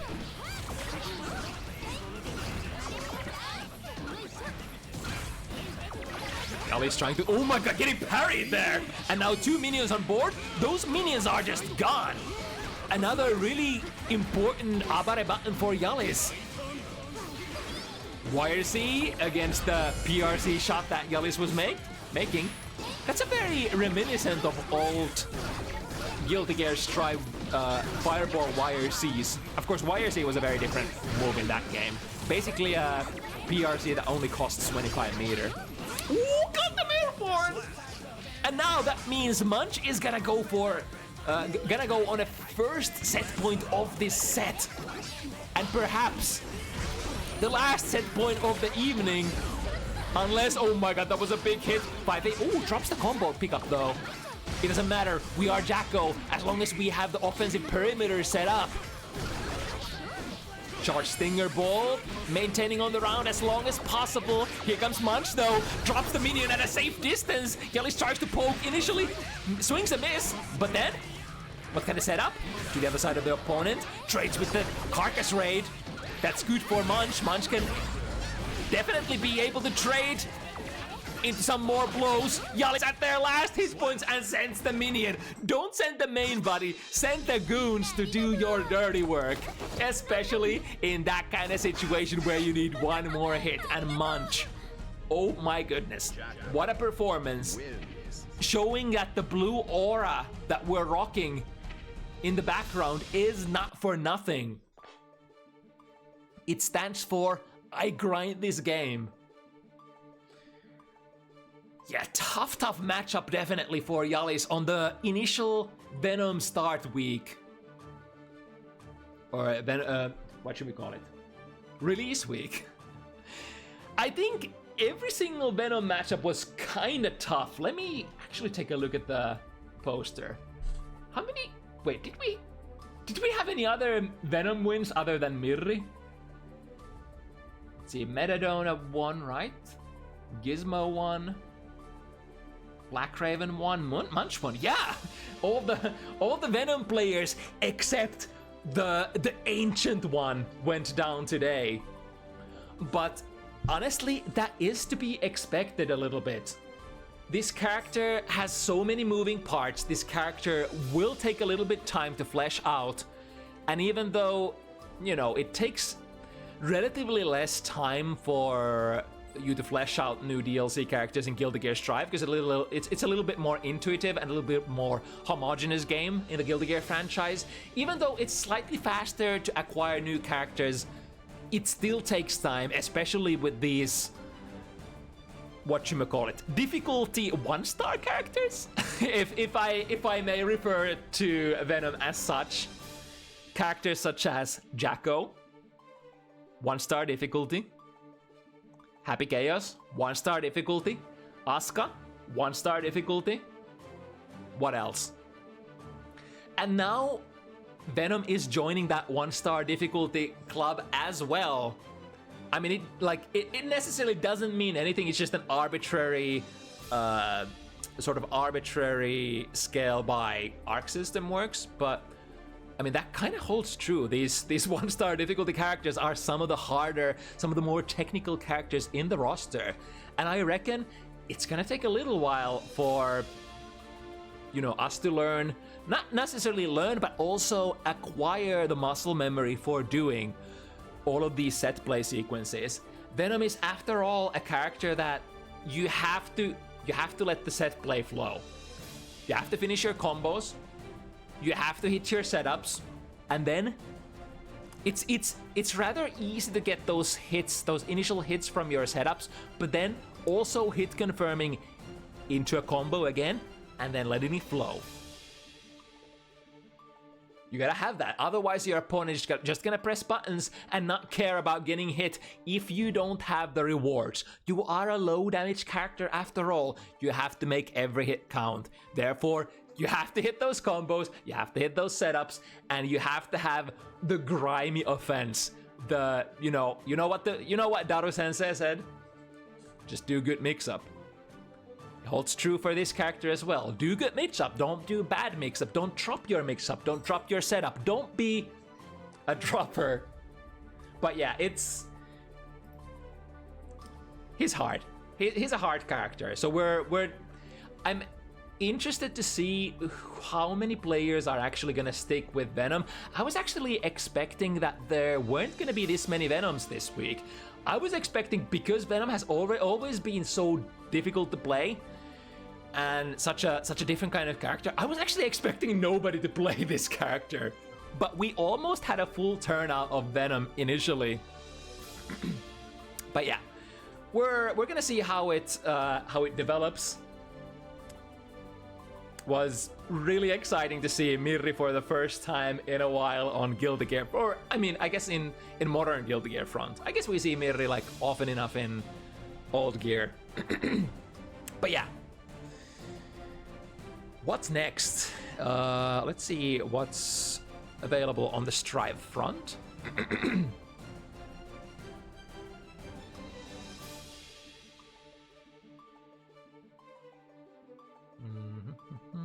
I'm also taking, what are they called? Recommendations if you want to send me to your friend's stream or something. Ultimate Showdown. Animation versus. What is that?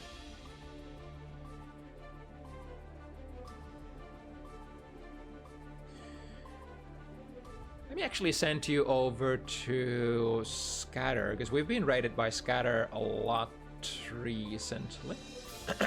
So send a little bit of love back in that direction. Oh yeah, thank you so much. It was another interesting character release week. If you want to join next week, same deal every time. We play 5 p.m. CEST every Sunday. Join the Discord if you want to sign up. We'll try to... Our matchmaking team will try to set you up with somebody of equal skill level as well as somebody who you have good connection to. And we'll play these fine FT7 show matches every single Sunday. All right, that's all for us. Thank you so much for watching. See you next week. And until then, play Guilty Gear. Stay safe. Bye-bye.